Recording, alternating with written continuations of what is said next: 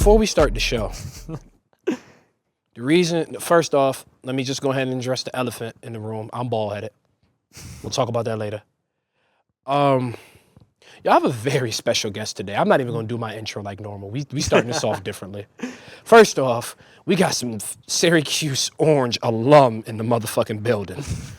But before we get to that, the reason why I'm sitting up here looking confused and baffled and amazed and astonished is because this young man, for those of you who don't know, let me tell you about what's on his feet first.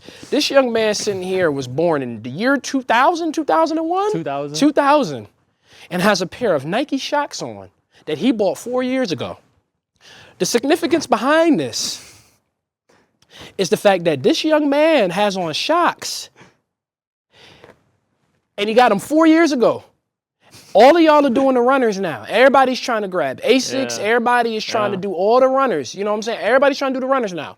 This man bought them 4 years ago before they really got popping. And while everybody is going out buying them Nike GT 2000s and all the different Romeros, forms, the Romeros and all the Asics Gel Keanos, this man got a pair of Shox 4 years ago. 4 years ago. And he's 20. Yeah, I've been waiting to have another conversation with a streetwear designer. And you know what? And this took time. Me and this young man have been trying to plan this for the last, I want to say maybe about 6 months. I definitely had hair last time we tried to plan this.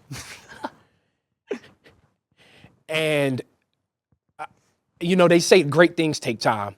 And the fact that he came all the way from Queens to come holler at your boy deep in Queens, that is, because y'all know Queens, I think, is the biggest borough by landmass, if I'm not mistaken. So, yeah. And he pulled up in a pair of Shox at 23 years old to come on, I Got More to Say. I'm talking about none other than fellow Syracuse Orange alum, Dylan Antigua, the owner of PLG. Dylan Antigua was happening, my guy. I appreciate you, bro. I appreciate you having me, bro. Long time coming, but happy to finally be here, bro. You know, Dylan, thank you for that. Yeah. Because that means the world to me. You know, because I've really been building I Got More to Say, and it has been some long, hard months. For sure. But I'm always honored to have guests such as yourself. I don't even consider you guests, I consider you family. Yeah, for sure. Even though, you know what I'm saying? Orange family, I Got More to Say family, all the families. And I appreciate you even more for pulling up this fresh. I tried, bro. I had to. Because I didn't even peep the Supreme hat until now. Oh, with the Jesus piece hanging off the side? Different. Different. Don't let anybody tell you you're not different. Don't let anybody tell you you're not different. Hey, bro. I'm just being me, bro. For sure. Yeah. And you keep on doing that. Yeah. But you are 100%. different. No, matter of fact, you're not even different. Contrasting. Yes. Anonymous. Put that in your vocabulary. I know. I have to. Dylan, first, because, you know, you can't just be sitting here this fly and not talk about yourself, bro. Dylan, tell the audience, tell the world who you are, what it is that you do. Yeah. Tell us a little bit about yourself. My name is Dylan, born and raised in Queens. Queens get the money. Queens get the money, QGTM, however you want to say it. I know everybody in the city likes to look at Queens in a different way. Y'all just think we got food. We get money too. So there you go. Food, money, culture, that's where I come from. Two-time Syracuse grad. Two-time. BA in psychology, MA in advertising. Nice little combination. And the founder, one-man army behind PLG Worldwide, Port Lejeune Worldwide. It's my streetwear brand. So yeah, call myself a creative, call myself a brand guru. But at the end of the day, I'm just Dylan. I'm just me. So that's what I come with. Nah, for sure, Dylan. Thank you for introducing yourself. Yeah, I ain't gonna let this man be too modest. At the first 5 minutes, didn't already do it. You're looking at one of the flyest with no stylist, first and foremost. But we gonna get into that. Dylan, as I said again, thank you so much for being here. Of course, bro. Dylan, now talk to us a little bit about your early life, because you know you from a melting pot. Yeah. You from, I believe, one of the most diverse places on earth. Queens is. Queens is one of the most, I think, ethnically and racially diverse places on earth. You with millions of people in that one area, and you from one of the meccas of fashion being New York City. Yeah. Talk to us about how it was growing up in Queens. Yeah, I would say growing up in Queens is great. I feel like, as you said, they call it the world's borough. It's a place where you could meet literally people from all types of places, different backgrounds, people that have lived there their whole life, people that have just moved there. So it's a blessing to come from a place like Queens. I feel like Queens, and then on top of that, just being from a place like New York City has really allowed me to culturally enrich myself into a lot of things. And I think that's what I'm really beneficial and really proud of, that what I bring to the table. Luckily for me, my parents didn't really shy me away from things that probably wasn't age appropriate for me at the time. So things that were going on in my neighborhood, like hip hop being a big thing, especially me being born in 2000, things like sports, even just letting me go outside to the park, play with my friends, kind of walk around and they were strict, obviously, the rule about the street lights, but they gave me a bit of leniency to kind of just explore what I really wanted to be as a kid. And I think that really helped my childhood out. And as you said, New York is a place where you could do something new every day. A place like Queens, you could try something new every day, meet somebody new every day, especially as a kid, just trying to figure out who your friends are, even going to school, seeing people bring different things to lunch, dress differently. So it was really a blessing, I would say. I could really tell this story 100 times to people. I take a lot of pride in the place I come from, the culture I was able to grow up around, and even just being able to put myself in a position to understand other people that I was growing up with and just come from a place where it's the world's borough. Like I was literally around everything, a block away, a train ride away, and even just a car ride away. I literally grew up in the epicenter of, as you said, a cultural melting pot, probably, in my opinion, the most diverse place in New York City, borough-wise, and it's been great. I definitely see how it's paid off for me now and who I am today. No, for sure. Yeah, I mean, like I said before, I mean, no disrespect to anybody in New York City. I love all the boroughs. I love New York. Anytime I go to New York, I tell people I'm a tourist. I'm always enamored just with the city itself. But it's something about Queens. Yeah, that's what I tell people. I feel like a lot of people that come to New York, it's very much like, don't get me wrong, I love Brooklyn, I love the Bronx, I love Harlem. Brooklyn. I've known people that have lived there all my life, even my closest friends from school, from there. Hold on, time out. We love Staten Island too. Yeah. We love Staten Island too. Yeah, we do. Mm-hmm. I mean, even back in my days of playing sports, like going to different parks across the city, meeting people, like I think there's just something about Queens that makes it really different. I feel like you just wouldn't know until you get to be there for a little bit of time. Maybe for me, I take it a lot more for granted because I've just lived there the most of my life, like all of my life basically. But I tell a lot of people, like, don't look at it as just a place where you could just get good food. Like really dive into the people that live there, really go to the different neighborhoods, whether it's you want to go all the way to Jamaica, you want to go to Astoria, even if you're just right by the water, right across the Manhattan Bridge, like there's a lot of things to do. And it just gives you this feeling of like, you'll feel like you're in a whole new country. I feel like that's what it feels like. Really? Yeah. Nah, I definitely hear that one because it's, like I said, it's something different about when you go to Queens. Yeah. Like, I don't know. I can't necessarily put my finger on it. I don't know if it's just the sheer size of it. Yeah. Or if it's just the sheer, as you said before, just the amount of people, the amount of different culture. But it's always something that's very unique about Queens. But speaking of unique, Dylan, you come from a unique ethnicity background because you are a Filipino and Dominican. Yes. How did that impact growing up in Queens, being a part of two, very well represented ethnic groups within that borough? Yeah, I would say, honestly, being from a household like that was a great thing. I feel like food-wise, obviously, I was eating good almost every day. Family-wise, too, I was a lot more in touch with the Filipino side of my family just because on my dad's side, there was just a lot of things that he also went through as a kid that kind of disconnected him from his original family. So it was a lot of things that I was maybe too young to understand at the time. So I was very much entrenched into the Filipino side of my family, but also even just like the neighborhood I lived in. Like there's a very strong Filipino community there. You go 5 blocks down the road, it's like a whole lot of Dominicans, Puerto Ricans, like people from that region of the world. And I would say just having two aggressive kind of dynamic parents in the household really, at the time being, I probably hated it just because things were very much just like expectations were so high for me as a kid. But looking at it now culturally, like just having those type of standards for myself and even just growing up in a place like that every day where I knew I would learn something new. And I think the biggest thing about it too is like my parents didn't try to like Americanize me too much. I'm a first gen American, like they both immigrated here. And just being me, I know there was probably a lot of pressure on them to kind of raise me the right way. And I'm 100% sure that they did it. Sure. And even just like that, like they didn't shy away from me, like really diving into the traditional side of where I come from.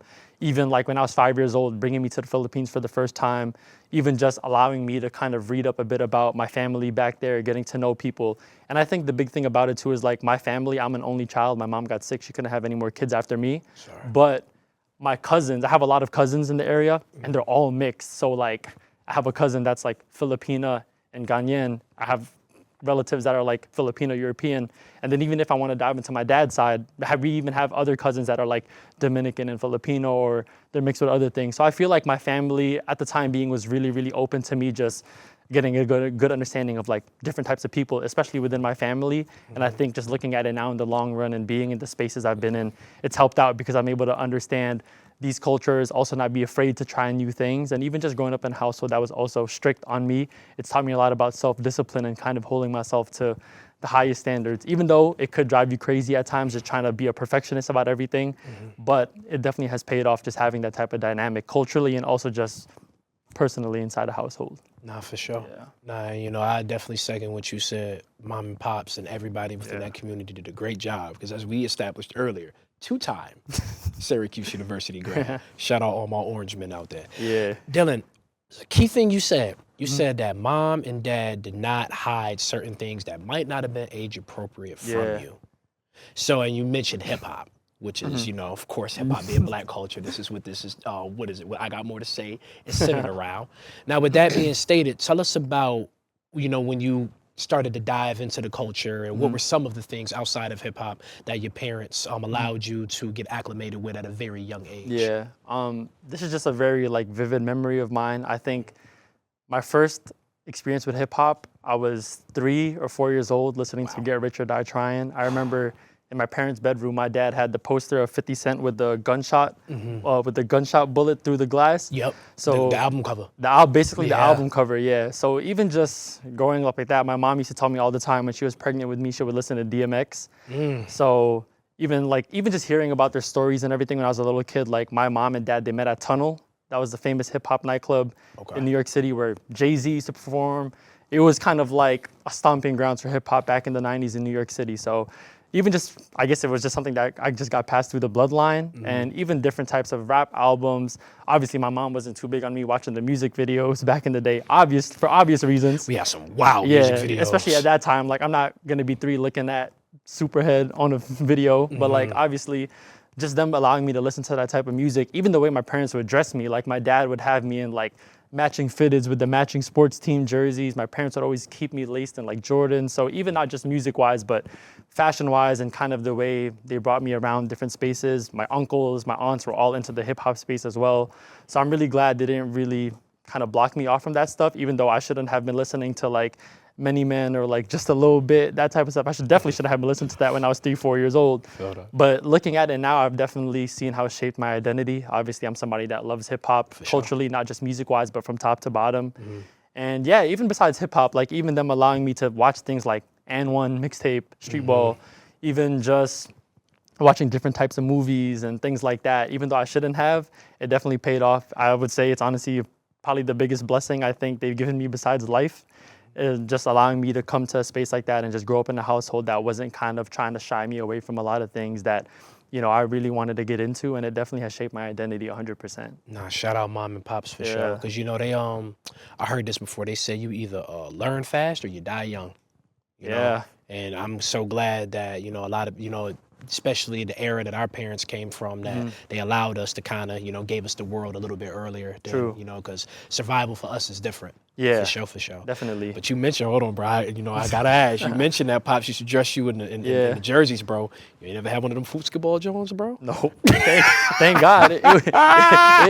It was either a straight basketball jersey or a straight football jersey. I didn't do none of the hybrid. I never had the headband that had the little connective piece in the middle.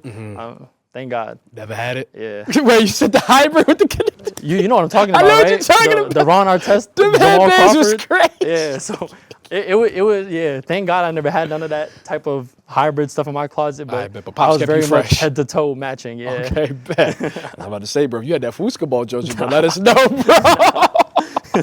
I'm glad. Nah, that football is crazy, man. Yes. Shout out to Joe Budden. He is legendary for that. Yeah. But you also mentioned music videos. Now, it was some wild music videos back in the early 2000s. I mean, I ain't gonna lie, I don't think it's no worse than what's going on now, but we'll get to that in a second. Wildest music video you remember as a kid?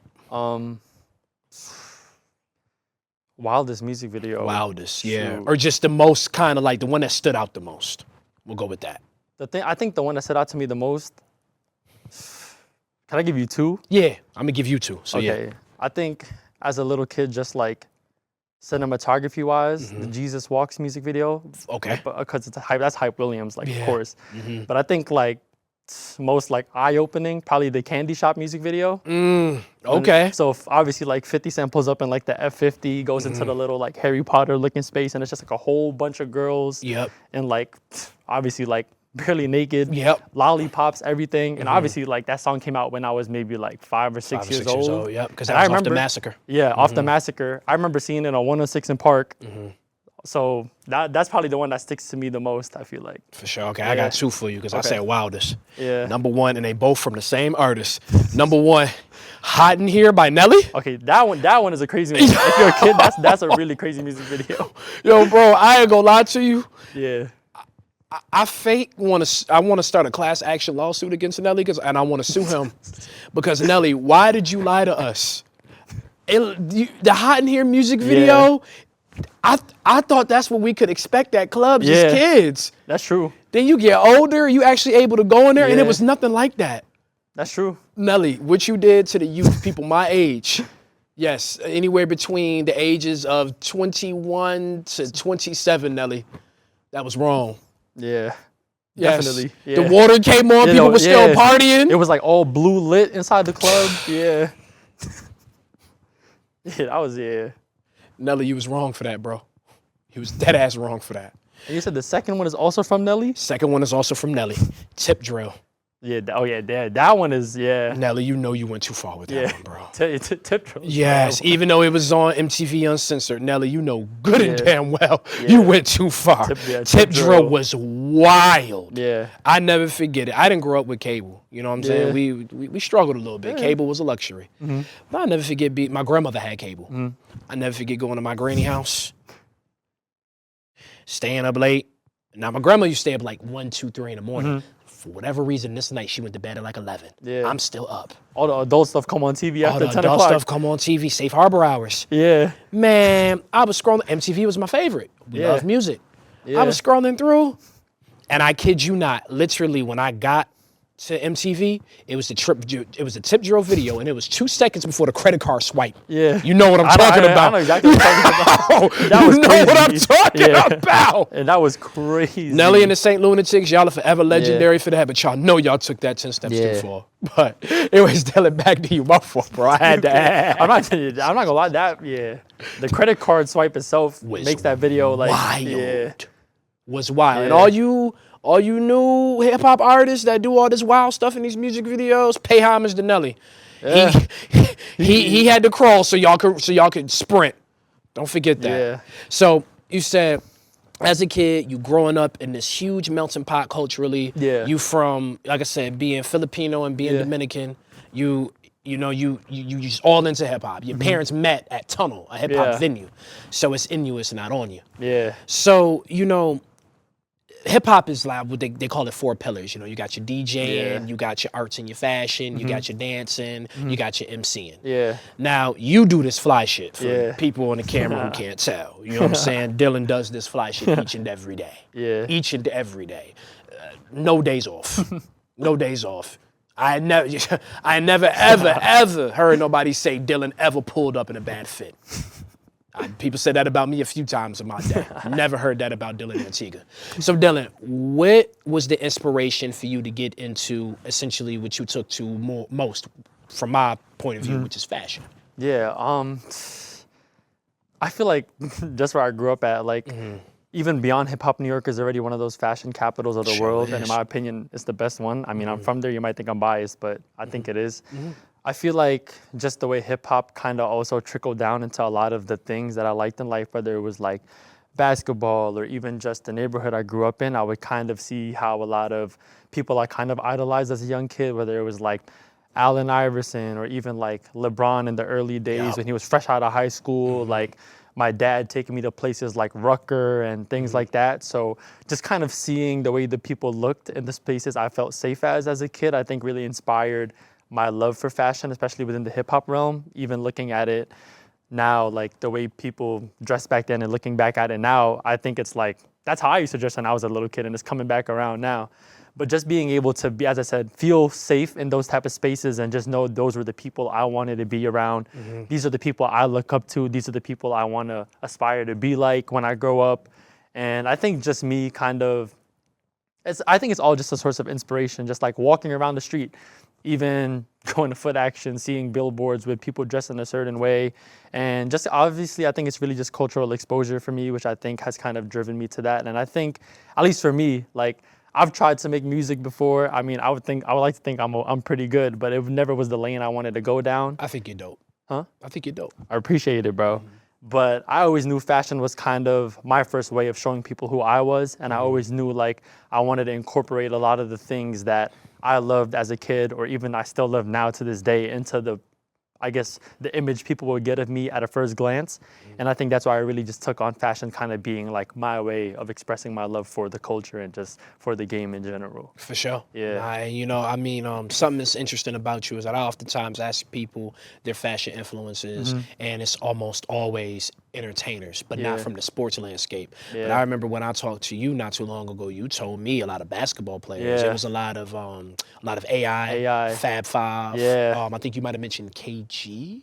Yeah, I don't necessarily remember, but like, can you elaborate some more on like your earlier experiences? Because that was a unique thing that you told me. Yeah, I think I take a lot of my fashion inspiration from like the sports space, primarily like the 90s to the 2000s. Even when I play basketball, I try to like wear certain shoes, or look good. As you said, like baggy shorts with the black socks, like the Fab Five type of thing. So the Fab Five is a big one for me. I feel like that's more so on the court style, just because they were the first ones to really kind of shy away from like the little booty shorts Larry Bird was wearing, and more so kind of make it like the baggy hip hop look. And I think attitude. Yeah, you know what I mean? And I feel like watching their documentary, knowing they were like listening to EPMD when they would warm up, that kind of resonated a lot with the way I would warm up for my own stuff and the way I wanted to look on the court, kind of like adding a flair or a swag to it. But even like off the court stuff, just general fashion influence, like AI is a big one for me.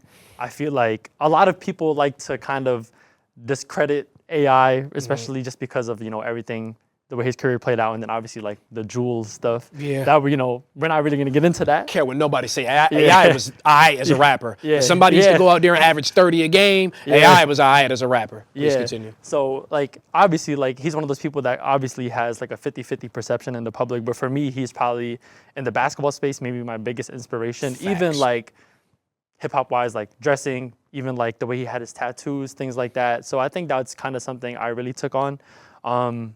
As I said, a lot of the other ones were like from the 90s, 2000s, like the way Kevin Garnett, Stephon Marbury, when they were teammates on the Timberwolves, they would all wear like the matching tracksuits with like the snapbacks tilted to the side.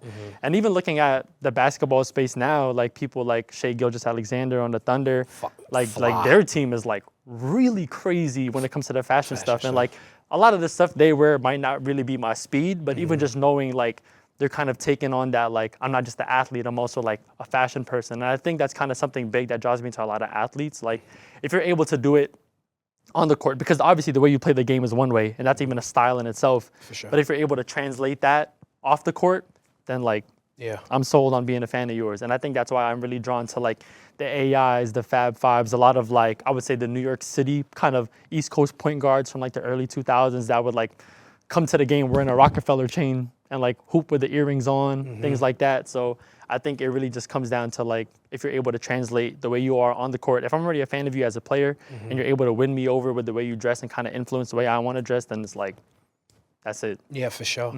And you spoke to something so beautiful. It's like, music and sports, they just blend so well. Yeah. It's a perfect marriage. You Definitely. know what I'm saying? Because, I just, even when you out and you hooping or whatever, I mean, the first thing that people gonna do, you gotta have music. You have to have music. You know have what to. I'm saying? You have to have music. And I mean, especially places, what I'm saying? I'm not from New York, but I don't even like saying inner city areas because we'll just say black areas. Yeah. We'll just say black areas. Yeah, we'll go with that. I think that sounds nice. Yeah. But like even in black areas, I mean, music is just such a huge part of our lives. So, naturally, generally almost if you take a great thing, you blend it with a great thing, you get an even greater thing. Yeah, for sure. And, I definitely credit a lot of the NBA, a lot of the athletes in general, because I mean, even when we look at the NFL, I mean, I look at people like Mike Vick. Yeah. Like I remember wanting his cleats as a kid. Yeah. You know what I'm saying? Like I ain't gonna lie, I'm still hurt by that. Moms, I know you did the best you could, but man, if there's one thing that I'm hurt by, I never forget it. First year playing football, love Mike Vick. Yeah. He out there running for 100 100 yards, yards, throwing for 200. Yeah. Love Mike Vick, and I never forget it. I seen him, we was in Dick's Sporting Goods, and I seen them cleats sitting on that wall, the red and black ones. The red and black with the little, it had like the black coming across the front of the shoe. Yeah, I'm like, Bobby, I want that. Son, I'm sorry. When I got hit with that, I'm like, damn. I know, yeah. I got to practice and somebody else had them on. Hurt. I know exactly what you mean. That's like the worst feeling. Bro, what? Moving on, Dylan. I'm sorry, bro. I had to relive that painful memory, bro. I don't blame you, bro. Moms, you did the best you could, moms, and I appreciate you, and you provided me a good life. Thank you. But damn, I'm still hurt by that. Moving on. But nah, yeah, it's beautiful how it pairs. And that's the beautiful thing about sports, that because they were so talented and because they were professional athletes, you know, I think people think of athletes, I think they forget the professional part. Yeah. You know, like even when you look at AI, him just embracing our culture the way he did the Fab Five, you know, they was trying to ban AI. Yeah. Remember, they implemented the dress code. Yeah, remember, because AI was pulling up fresh with the furs and the super long chains. Exactly. And, you know, AI could wear certain things that a lot of rappers couldn't, especially back then, because, you know, he was on a $30, $40, $50 million contract. Yeah. You see what I'm saying? A lot of rappers, it was money in the game, but it wasn't like it is now. NBA money, You see what I'm saying? So that's, I don't think people will ever truly appreciate, people need to do a better job at actually truly appreciating what, you know, the sporting world did for the culture, for sure. 100%. Now, Dylan, before we get too lost in that, so when was like your coming of age with fashion? Like, when did you kind of, I know you said it's really started as a kid, but, you know, what age were you at where you were like, okay, I love this more than the average person? Yeah. And the reason why I asked that is because, no disrespect, the average person could like fashion. Yeah. The average person can go and buy 10 pairs of shoes a year. The average person can care about what they wear. But you always put together, super well researched, extremely knowledgeable, and then you took it 18 steps further with creating your own brand. PLG. Yeah. Links will be down in the description. Make sure y'all go support it. Mello, shout out to you. But when did that, when did that kind of start to happen? Like, what age? Like, how old were you I feel like when you got that mind for it? I would say it started in high school when I started working my own job. Like, I mean, it was just like a part-time, like, job at a grocery store at first, but just having the ability to kind of buy my own clothes. I feel like also because I went to a school that tried to have a uniform policy, I was very much like, this is not the way I want to go about this. And obviously, like, I was getting in trouble for it, which, like, obviously didn't really matter in the long run. But I think when I was able to kind of buy stuff for myself is when I kind of really took it a lot more serious. I really paid attention to, like, what shoes were coming out, what brands, like what's dropping this Friday, like would I have to miss school to try to go to this store when they open, this and that. So I think it really started maybe around when I was like 14, 15. I think when I also had a sense of independence, not just like going to school right up the block. I had to take the train ticket to school. So even just like having a lot of time to see other people that were in high school, even older than me, like figuring out their own styles and even just like having the opportunity to kind of go around the city a lot more on my own and obviously kill a lot more time. I think that really contributed to me taking on fashion as like my thing or like the thing I really loved. And as I said, like having my own money just made it a lot easier to kind of map things out and be like, these shoes are coming out around Christmas. Obviously, they were like a pair of 11s because they always come out around the holidays. I'm going to save up this amount so I could get those. And then from there, if I was able to get the shoes, I started looking at the clothes, like what clothes would look good with these or what brands are putting together something that would match well with these. And then I think that's also where I started to kind of get into like the styling side of it. Because as you said, everybody could like fashion. Everybody could go out and buy a pair of shoes. Like you see it all the time. Like especially, I guess a good example is like a pair of Uptowns, like an Air Force. Everybody could buy a pair of Air Forces, but not everybody's going to wear them the way they should be worn, in my opinion. There you go. Especially, now talk about it. Yeah, going to a school like Syracuse. Like if you go to Syracuse, you know exactly what I'm talking about. Or even if you go to school anywhere that's predominantly white, you know exactly what I'm talking about. And me, coming from a place like New York City in a neighborhood that isn't bougie or rich. That's very, as you said, like predominantly black area, or Yeah. as people like to call it, inner city, Yeah. as you say. That's not the way we wear those type of shoes. And even just around the culture I grew up in, like those shoes are the crystal gem of the culture. Yes. You know what I mean? And I think like when I was able to kind of just start to dress myself, really put it all together, I think that's when I really took on it as kind of being like, this is my thing, this is my lane, and I'm just gonna run with it from here. Nah, for sure. Nah, I definitely respect that. I mean, and you know what? You spoke on something. If you are walking around and beat Air Force Ones, Yeah, do better. that's true. Do better. It is the middle of 2024. Yeah, Air Force Ones have been a staple in this culture for, I think, probably about 30 to 40 years, Yeah. maybe even longer. yeah, Beat Air Force Ones. I don't want to hear, I be hearing bar shoe, none of that. yeah, Beat Air Force Ones. Stop. yeah. Stop. It's crazy. Yes. Yes, because this is the thing. Y'all make things corny.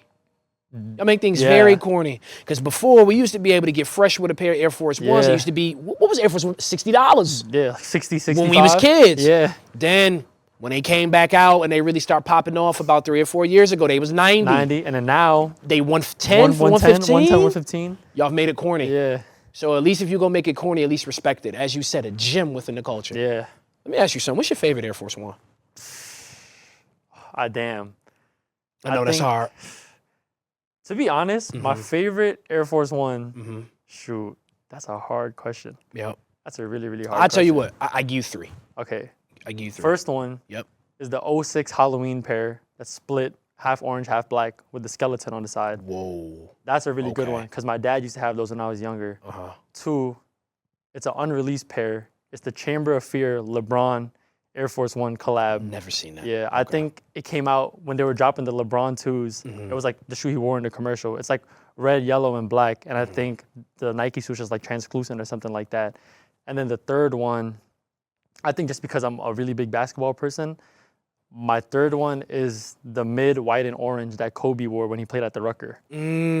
That's a fire one. Because that's the only time I think those have ever come out, and they've never brought them back. And that was like '02, right after he won the championship. Yeah, for sure. Yeah. Yep. I know what So you're talking about. I would say, at least right now, that's my top That's 3. your top 3? Yeah. I bet. That's a fire top 3. Yeah. Number 1, I'm going to go to brown Louis V. Virgil Off-White. Okay, that one is really good. Tough. That one is crazy. Tough. Yeah. Tough. Rest in peace to Virgil. We miss Yeah. you. Rest in peace. Rest in peace to Virgil. Definitely the brown Louis V Off-White Virgil one. Really, any of them Louis V Virgils. Yeah, but the brown one the sticks brown out. one is crazy. The brown one sticks out. I like the yellow one too. Yeah. Second, the Scarface collab Air Force One. Scarface ones. Because Scarface is tied for my favorite movie with that Boys in Yeah. the Hood and Menace to Society. It's a Yeah. 3-way tie. Them Scarface ones, definitely I have to put those second because, I mean, it just blends my favorite movie with the Air Force One. Yeah. Third, I'm going to have to go honorable mention to all whites. Yeah, that I feel like you just have to have that, yeah. Yeah, we can put them in there, but we going to make it an honorable Yeah. mention. Third, DJ Clark Kent's, Yeah. pizza shop ones. Yeah, the Scars Pizza ones. Scars. Yeah, with the orange and blue swoosh. The orange and blue Yeah. swoosh. So New York. Those are crazy. So New York. Those Yeah. have to be my top 3 right Yeah, there. those are But crazy. that LeBron one, you got to show me that. Yeah, you Yeah. got to show me that because I've never even knew they Really? made that. Yeah. Yeah. But those definitely my favorite forces. But back to you, Dylan. Mm-hmm.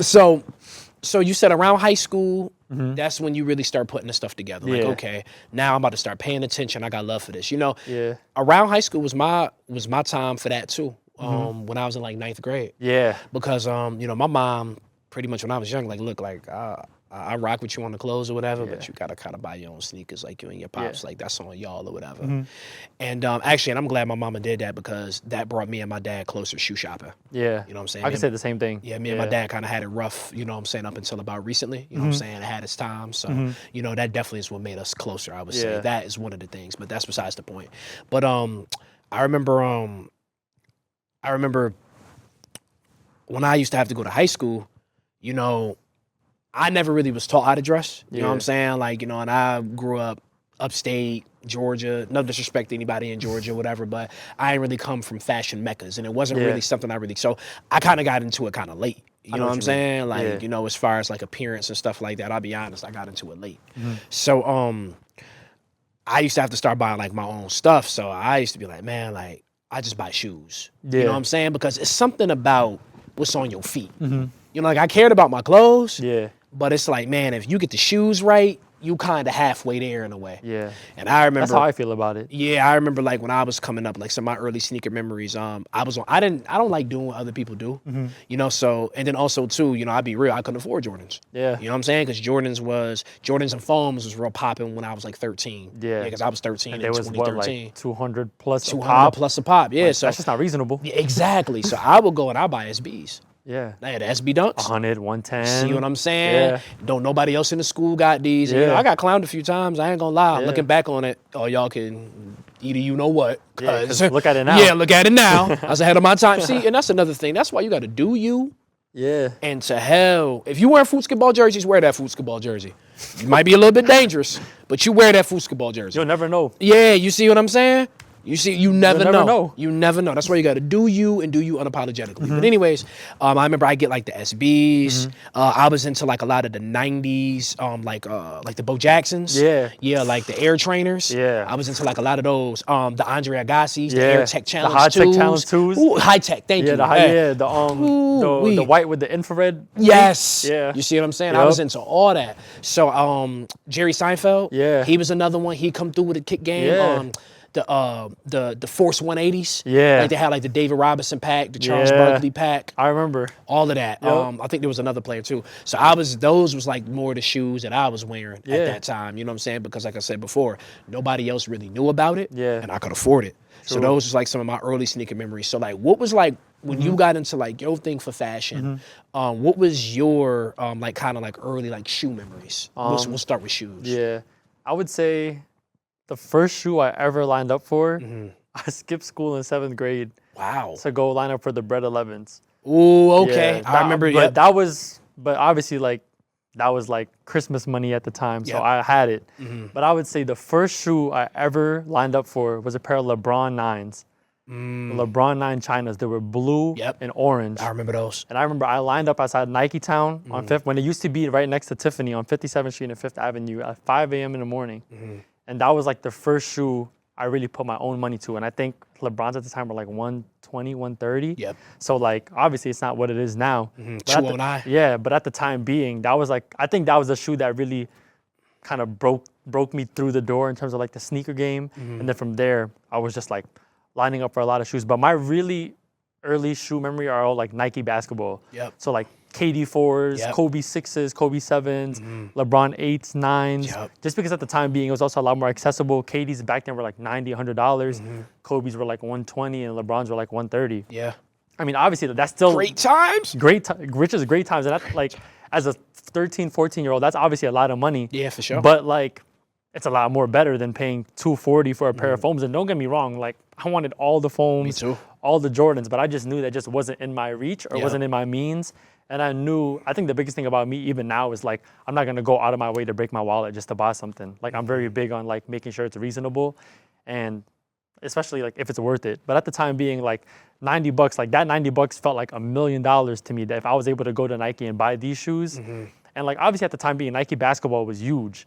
People were wearing them with khakis to school. For sure. Jeans and hyper dunks. Jeans, we ain't forgot about y'all. Jeans and hyper dunks. We ain't forgot about y'all. Jeans and hyper dunks. You would wear the polo sweatsuit with the LeBron. With the LeBron. So like at the time being Sperry's and Nike socks. Sperry's and Nike socks. You would wear the little True Religion beanie with the little horseshoe on it. So like obviously I feel like that just comes with the times because like that's what I grew up in. But Nike basketball was really like my first early on memory of like me going out there and like really investing my time and my money into like the sneaker world. And then obviously as I got older and then money gets a lot more expandable bit by bit. Obviously I'm not filthy rich or anything, but you know when you have a job, a little bit more consistent type of income, then that's when I was able to just buy a lot more of the Jordans and a lot more of the stuff that I knew like I couldn't get when I was younger, and that's probably what I'm doing now. For sure. I hear you. I mean, I remember, you know, because you reliving your childhood, because, you know, you grew up with it, you know, we ain't always have it. I remember when I kind of started being able to kind of afford, like, sneakers that was touching the $200 mark, first thing I went out and did was bought a pair of rust pink foam posits. That's a really good pair too. Yep. I bought a pair of rust pink foam posits, not the bright pinks, the ashy pinks. The ashy pink. Yeah, like the bronze looking pinks. Yeah. I remember I bought a pair of them in 2018. Yeah. Yep. I never forget it. Yeah. And actually, they was a half size too small. I wanted them that bad. Yeah. Yeah, I remember that, and like it's reliving your childhood in a way. You know, another thing I did too, and I'm gonna have to show photos because these photos are hilarious. Man, I went out. I was getting a little bit of money at the time. I'll tell you off camera, but I was getting a little bit of money at the time around like COVID. Yeah. And I remember, bro, when I was a kid, I couldn't afford a jersey. Yeah. And I always wanted one. And you want to know who really made me want jerseys? Cameron, Lil Flip. I don't know if you're familiar with him. Yeah, Lil Flip, Cameron, Lil Flip, Master P. Yep. Excuse me, let me stop saying his name like that. Master P. My fault. Master P. Yeah. There was a few others that inspired me when it came to wearing a jersey. Fab. Yep. Yep. I can't leave Fab out.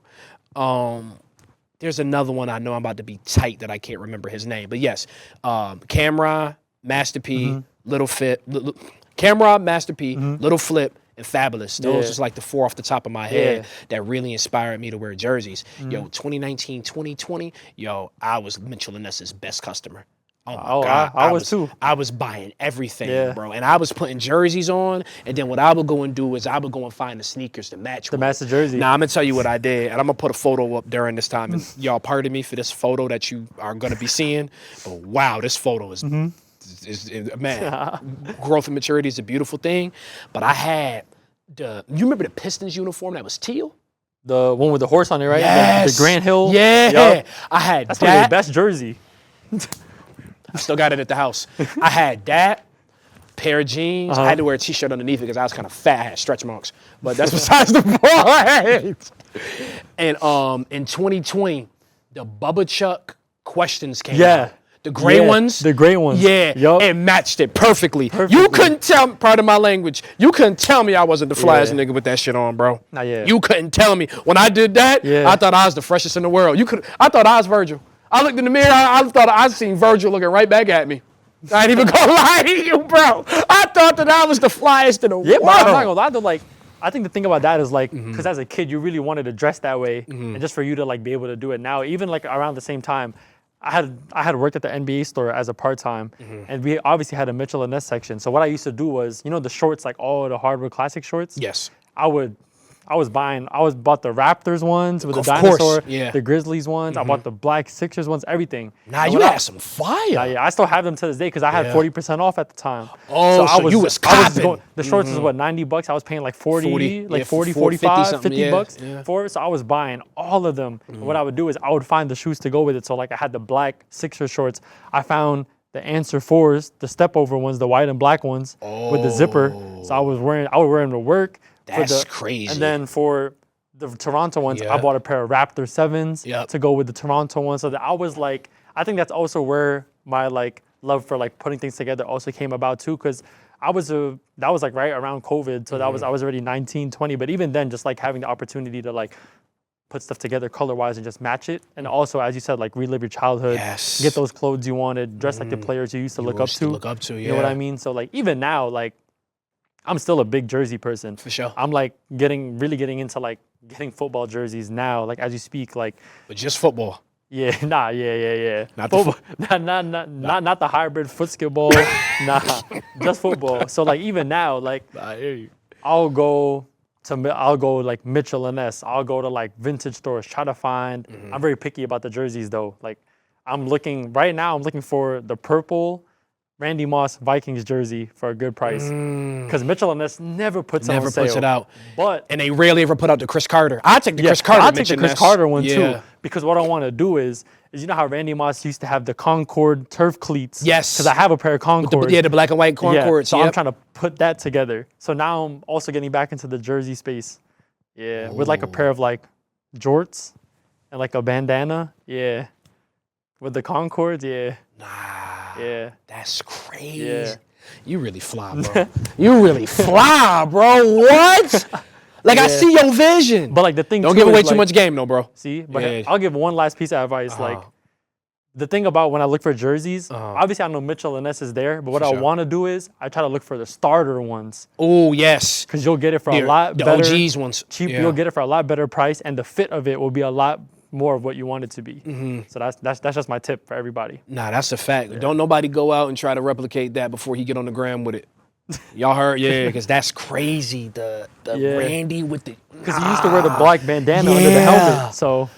Yeah. You are, I said it in the beginning, contrasting, anonymous. This man is different. Nah, bro, you use the left side of your brain when it comes to this fashion. Try it, bro. Yeah, and just in case you're not familiar with that meme, geniuses use more of the left side when it comes to this fashion, bro. You got it. For sure, for sure. Dylan, we're going to take a quick pause right quick. I want to make sure that this audio was still running. Yeah. Dylan, talk for me? Yeah. Yep, we good. All right. Bet. Oh, man. And Dylan, also, too, if that red light go out on that camera, let me know. I got you. Because I can't see it. Okay. Because this is mine, that's yours. Okay. And that one will run for like 5 hours, so we good. So you said the light goes off on the light go off, say something. Because that's you. your camera angle. And Okay. you're the money shot. I got for you. Sure. I got you. But I forgot where we was at. Oh, yes, so fly as hell. Yeah. That's different. I ain't gonna lie, bro. You definitely probably gonna have to start being my fashion consultant. I got you, bro. Yeah, because I got to start figuring this out. Because it's rough. I got you, bro. I ain't gonna lie, bro. I used to think I was fly back in the day, bro. Now, like, I liquidated so much in my closet. I'm like, bro, I can't be wearing this no more. And I ain't gonna lie, now getting dressed, it's a hassle. It's a fight. It is a hassle. It's a fight. Yeah, it's a hassle. It's not for me, bro. I ain't got no creativity no more, bro. Oh, man, but I don't know, bro. Now that I'm bald, I think it's a little bit easier for me. You know what I'm saying? I feel like I'm more myself now. I feel like the thing about, I think that's really it, to be honest. I feel like, especially with people around our age demographic, it's really easy to kind of get caught up in, like, what's hot right now. Like the thing you said earlier, like everybody trying to get into trainers and stuff like that, or even just like the way people dress. But I think it's really, if you know who you are and that's the type of person you want to like present yourself as, obviously there's a time and space for everything, obviously. But like even on a day-to-day, like I think if you're really able to solidify kind of your identity and your style, then it shouldn't feel like a hassle. Like even for me, like I'll just like throw on a pair of like Carhartt pants and a sweater and like I'm good for the day. Obviously, there's like a time and place for everything, as you said, to like plan something out a bit more like a bit more like crazier. I'm finna step on y'all. Yeah, you know what I mean? Sure. But obviously, like on the day-to-day, I feel like I've come to the point where like dressing is not really a hassle anymore. It's more so just like I'm just being me when I go out there. Yeah, and you like I say, you a natural with this. I feel like the thing about it too is like listen, bro. I'm not about to let you sit up here and be too modest. I got more to say. We give people flowers. Yeah. And you've been doing this fly shit for a minute. Now listen, y'all see what he got on now. I'm gonna put this up too. While I'm speaking, you're gonna be seeing this photo of him at graduation at Syracuse. Prada loafers. Only thing Prada I ever seen was Prada cups. I've never ever seen Prada loafers. That was my first option. Really? Yeah. I'm so glad you went with your second. I know. Because like I said, no disrespect. Yeah. We seen Prada cups. Yeah. When you pulled out with the Prada loafers, different. Yeah. Different. I tell you, bro, that day, you was not a person. You wasn't. Hey, bro. I feel like... No. You ain't gonna be too modest around me, bro. I hope I'm not, you know what I'm saying? I hope I'm not doing too much. You was a whole different species when you did that, bro. Yeah, a whole different species. I think, and it's crazy because I remember like that day, my photo shoot was last minute. Like I was still trying to figure out who was gonna take my pictures. And then the person that had taken my pictures had texted me maybe like an hour before the time slot was about to be open. So I had to like rush and put something together so quick. So luckily for me, I had those since I studied abroad like it's about to be 3 years in July, but I just never knew when I was gonna wear them. You know, like when I was studying abroad, like it was around COVID, so like, you know, money was a little up. But at the time being, I just had no idea when I was gonna wear those. So I knew like, cause from my undergrad graduation, I didn't wear those. I wore my off-white UNC ones for my, which are actually one of the sneakers app. People like to think I lie, but I've never paid resale for a shoe in my life. Really? I've never paid more than $50 more than what's on the box. Damn. Yeah. Nah, so like that's me. But I knew because it was my master's, and I was like, this is something that's a lot more elevated, obviously a lot more like boss-like, serious-like. So I was like, this is the opportunity for me to like bring these out. And from my grad photos at Cuse, I wore a blue, like a kind of dark blue navy suit because obviously the colors of the school. But I knew for a master's, like that's strictly like business. So I went all black with the loafers, and then that was it. Clean. Yeah. Clean. Yeah, and I put that together and maybe like I had 20 minutes to figure it out before I had to drive to campus to take my pictures. Clean. Yeah.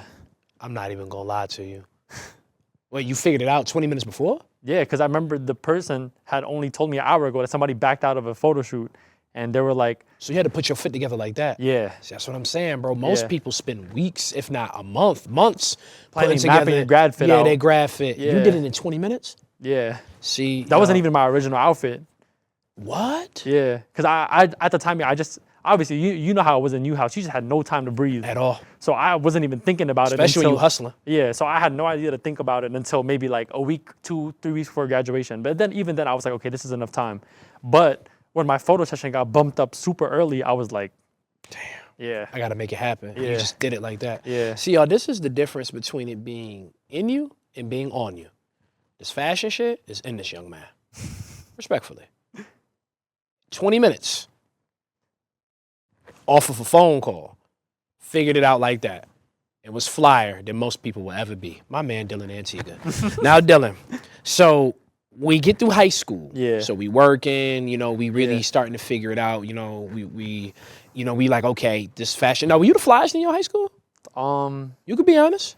In my opinion, yeah. Of course. They gave best dressed to somebody that, in my opinion, I'm just gonna say he was a bum, but popularity kills people in high school. For sure. So I'm glad I didn't win a popularity vote because I knew for me, I was like, I knew I had it. For sure. I could really care less about the sash at prom type of thing. So, but I would say in my opinion, I think I was. You was the flyest. Yeah. Bet. So we get through high school. We the flyest. Yeah. We the flyest in high school. So then we get to Syracuse. Yeah. We get to Cuse. Shout out everybody. As again, before I said, we get to Syracuse. Y'all see I'm repping. Orange alum. You already know how we do it. So we get to Syracuse. So now Cuse is unique in the sense that it's a melting pot of people. Yeah. Although we have a fairly medium-sized campus, Yeah. 16,000 on-campus Yeah, students. something like that. Chicken. You know what I'm Yeah. saying? Yeah. You know what I'm saying? People at Q's got the bread. You Yeah. know what I'm saying? And now That's we true. got people, all 50 states are represented. Yeah. We got, I think, about 30 different countries Countries, overseas. yep. So now, fashion, did you see it a different way when you got to Syracuse? I feel like, Because I know you're from New York. yeah. But, now you upstate, you're super Yeah. far away from home. Maybe you were Yeah. around, you around different types of people, Yeah. different levels of people now, maybe. Like, how was it, like, getting to Cuse? I feel like, at least for my own individual fashion, I just knew I was kind of going through the phases of really trying to circle in on what my style would be. So I didn't really let it impact the way I dressed.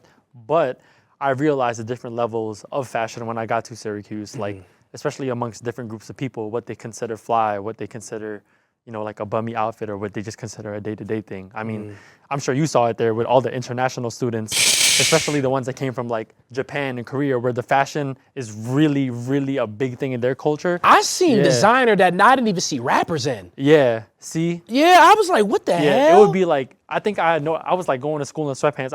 8 a.m. math class. Yeah. They're coming in Balenciaga. So Yeah. I'm like, oh, it's with really the, like with, that. With the size on the toe. Yeah, the triple with S. the triple S. Yeah. So Yeah. I'm like, oh, it's really like that. Yeah, Christian Dior handbags. Yeah, everything. Oh, Louis V yeah, scarves. phone cases, designer, everything. So Yeah. I was like, I always knew that wasn't really me because I'm not really like a big Time out. Then they pulled up in a Yeah.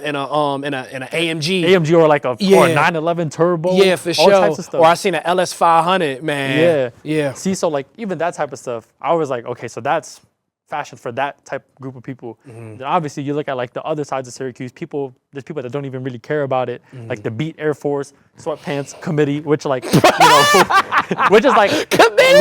which is sadly a really big percentage of our school, For sure. just given the culture and like the people that go there. But then again, like just me coming from the city, like I always knew my thing was my thing. But it was just good to see how fashion kind of played out across different types of people. Yeah. And I think that really kind of Consider- allowed me yeah. to like, at least experientially understand a lot more about how fashion is really subjective. And this like, obviously a lot of people like to put standards and things to fashion, but at the end of the day, it's like, it's subjective. You're gonna buy what you like, and like, I'm not gonna judge you for it. Yeah. But obviously there's different levels to Levels how to this. people view it, and a place like Syracuse is, in my opinion, a really good place to kind of see that come to life. Not for sure, because I mean, Syracuse is a very, I would say it's a decently big fashion school. I mean, it's not, like the fashion school out in New York City. I forgot the name FIT. of it. FIT, thank you. It ain't that. But, like, I remember when I got to Cuse and I'm looking around, I'm like, I got to step my game up. Because now, because, I went to a SUNY school. I went to, no disrespect to SUNY schools, Big Oswego gang, Laker gang. You already know how we do, class of 2021 stand up. But, we got fashion there. Yeah. But, a majority of us is a little bit more humble. Yeah. You know what I'm saying? So now I get the Cuse. Everybody's just... Yeah, and I'm sitting down next to, shout out to my boy Mikey Alisi. He out in LA killing it. I'm proud of you, my guy. I'm sitting down next to him, and it's like, oh yeah, Cato, one of my friends dates a Kennedy. Dates a Kennedy. Yeah. See? Who? I know. Oh yeah, he lives out in Greenwich, Connecticut. Connecticut. Yeah. See? Oh yeah, Greenwich, Connecticut. It's one of the wealthiest places in the US. In the US. Yeah. Oh, so you see what I'm saying? It's very, for them, it's very calm. Like, I know we even had a friend that was best friends with Sasha Obama. She treated it like it was another student at the school. Another student at the school. Yeah. Yes. So I said all that about fashion. I said all that to say this. It's like, when it comes to, coming to a spot like Syracuse, it really helped me. Like, like I said, when I went to the SUNY school, you had people who was fly. Yeah. But then you get to Syracuse, man, it's a lot more chicken. Like, I remember as a master's student, shout out to Jared Dowling. He going to be speaking at graduation. Hopefully this comes out before then, but shout out to Jared Dowling. I remember Jared is in my class. I'm teaching a PR class. Jared got on Union 4s. Yeah. And I remember I had read an article where a kid got beat up for his union forms. And he's just stepping in here like, oh, I think it was raining outside too. I'm like, yo. That's the thing too. Yeah, I'm like, ah. But you see, you're right. You see how we looking at it like, yo, like, those are so valuable. People would do like unspeakable things for these. But, for them, it's like, it's just pocket change. It's just pocket change. Yeah. So anyways, I remember when I got to Syracuse, it really got me to be thinking about fashion differently. Like, you know what, Cato, bro, you got to step your game up. Yeah. You know what I'm saying? Guest T-shirts and no disrespect to guests. Yeah, no disrespect. No disrespect to guests whatsoever. But it helped me realize, like, Cato, you got to step this fashion thing up, bro, because, sure, you competing with everybody, but now that you're sitting here at this Division I school, at this prestigious university, it really helped me figure, like, there'd be kids, I remember it was this one guy, he had on like a goose, some real special, like Solomon's. He was fly. He's a white dude. I think he's from like Europe. Me, I approach people. If you got on something, you know what I'm saying? I'm going to go talk to you. Yo, bro, you know what I'm saying? I ain't going to blow your spot up, but if I feel like I can approach you, I'm going to approach you. Nice little compliment. Yeah, you know what I'm saying? I get to him. I go try to talk to him. Like, yo, bro, you fly, whatever. He look at me like this. He look at me, he frown. Yeah. I'm like, yo, what the fuck is this problem? You know what I'm saying? I'm like, yo, what the hell is this problem? Yeah. So then somebody came up to me, oh, he don't speak English, whatever. You know what I'm saying? Like, he don't really speak English too good. And they get to talking in whatever language it is. And then he smile and stuff like that. But I'm just like, damn, like, you fly as hell. Yeah. You know what I'm saying? So Cuse made me realize, like, man, Cato, I talk to myself like this. I was like, man, champ, we got to step it up. You know what I'm saying? So I didn't know if it was the same for you. Obviously, I mean, you different. I feel like it wasn't really more so like a step it up thing, but it was more for me. It was. Yeah, I feel like for me it was more so like it's different. Not even different. I was like, I could really show these people like where I come from in a way, because I feel like I hate to say it because like obviously Syracuse is where we went to school, but especially amongst the people that are from the city, it's very like copy and paste. Yep. I would like to say, which is why even when I was making my friends there, I was very picky about who I kept in my circle. And I'm friends with the same people I was friends with the first year I got there, which a lot of people probably can't relate to. But especially in the fashion space, like you can kind of tell people try to emulate other people, which like there's no problem with that. But like I always knew I didn't want to be a part of like the copy and paste side of Cuse, especially like you want to be you. I'm just gonna go out and say this. I'm not trying to blow nobody's spot, but I done seen a lot of people copy the shit I did when I was in Syracuse. I was one of the first people I think at Syracuse to really bring fitteds and Eric Emmanuel shorts to campus. Don't get me wrong, people were wearing it before me, and I know the brand came before I did. For sure. But the way I was posting the pictures on my story, the way I was doing my captions for it, it started a thing. Somebody even tried to press me about it. So that's when I knew I did something right. So that, I always knew like it was a good space because obviously there's different levels to it, but I knew it was a good platform for me to really show my style to people. For sure. And I guess I did something right. For sure. People was following along. So like, I'm gonna tell you something. I'm gonna actually tell you something. So you got to remember, I never really spoke to you when we were students at Cuse. I don't think we never did. Never did. I never spoke. I don't even know how we even got connected. Yeah. We'll have to think about that later on. Yeah. But by the grace of God, it happened. Yeah. But I remember I seen you. Mm-hmm. First time I ever seen you. I forgot what you had on, but I think you had on a pair of 4s. Mm-hmm. So immediately I'm like, okay, he knows something. Yeah. You know what I'm saying? Because 4s, that's my favorite Jordan. Yeah. You know what I mean? Yeah. So I was like, okay, he knows something. And then I just seen you and just your appearance. Haircut, frames fit his face. Yeah. Skin good, skin healthy. You know what I'm saying? Like, I'm like, yo, he does this. Yeah. You know what I'm saying? Yeah. Like, I said that in my head. Mm-hmm. And then I seen you pull up in the all-white TLX. My TLX. Accurate TLX for those of you who don't know. And I was like, nah, he different. You know what I'm saying? That's what I said in my head. Yeah. You feel me? But I wasn't hating. Yeah. And then I remember one day I got real fly. Mm-hmm. I got real fly. I was actually this is going to be another question for you later on, but I'll talk about it. I got real fly one day. I ain't going to say what I had on, but I got real fly one day. And somebody came up to me and they was like, yo, Cato, like, you think you like the freshest person like in Newhouse? Mm-hmm. And immediately Yeah. I said, nah. I said, mm-mm. They was like, really, Cato? But you always seem so put together and this, that, and the third. I was like, nah. And I said, they was like, really? They was like, well, if not you, who? Mm-hmm. I was like, there's a few people. I was like, I don't compare myself to the ladies because, you know, that's a whole That's a whole level of different fashion. stuff. Yeah, I don't for feel sure. like even like everybody be trying to pet A$AP Rocky and Rihanna, like, oh, who's flyer? Come on, bro. Don't do that's that. Two, Yeah, that's two different things. Different things. Yeah. But I was like, yo, I was like, I didn't know ethnicity at the time, but I was like, it's this black dude that's here in Newhouse. He's a master's student. I was like, he fly as hell. And I was talking about you. True. So I said all that to go to the story you was talking about before, how you was like, people bit off you and copied off of you and everything like that. Even just seeing you for a split second, maybe 10 seconds. Yeah. Because we was at the zoo thing for master students. Yes, in the summertime. Yes, in the summertime. Yeah. And I was like, who pulling up in the TLX? You know what I'm Yeah. saying? Because I like cars. Yeah. Or I like cars a little bit. I won't call myself a I know what you gearhead. mean, though. Yeah, you know what I mean? And I seen you, and somebody asked me that like a month before, and I was like, bro, that's this black dude in Newhouse. I was like, I'm almost certain he's a master's student. Yeah. I was like, bro, he got me all day. Because I seen you then, and I seen you another time. Mm-hmm. But off of that first time, I was like, he got me all day. I was like, I could just look at him and tell that he does this shit. Yeah. And he was like, really? I was like, yeah, I didn't even know your name. I couldn't even give you credit. Yeah. But whoever, I don't even remember who I was having a conversation with, but this is the guy. You feel me? But anyways, Dylan, so we at Syracuse now. Yeah. And now, as I said before, we see fashion a little bit differently. Yeah, like, for sure. You know, so when did PLG come about? Because just based off of I'm gonna show it to camera again. PLG, you already know how we do. And I'm sorry, what does it stand for? Pour les gens. So it's for the people in French. Fire. Yeah. Pour les gens. You heard it from the horse's mouth. The CEO, creator, designer's mouth.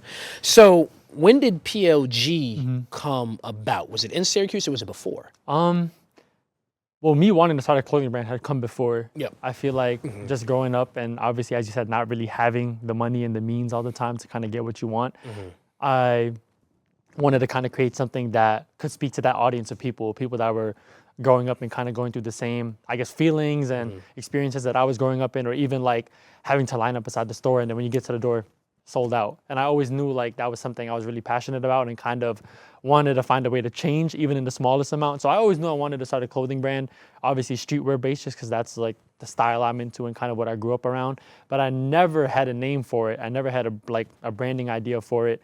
And it honestly came around during COVID when I just had all the time in the world to really just sit and kind of think about things, what would make sense, what would sound good. So even before I thought of the name, I really wanted to focus in on the mission of it, like what it would mean. So obviously like pour les gens, that's like for the people. But I know the root of my brand was like, I like to call it this, like I create a uniform for the world. That's what I like to call it. So everybody, no matter who you are, can wear it. And everybody, no matter where you are, it'll be accessible to you.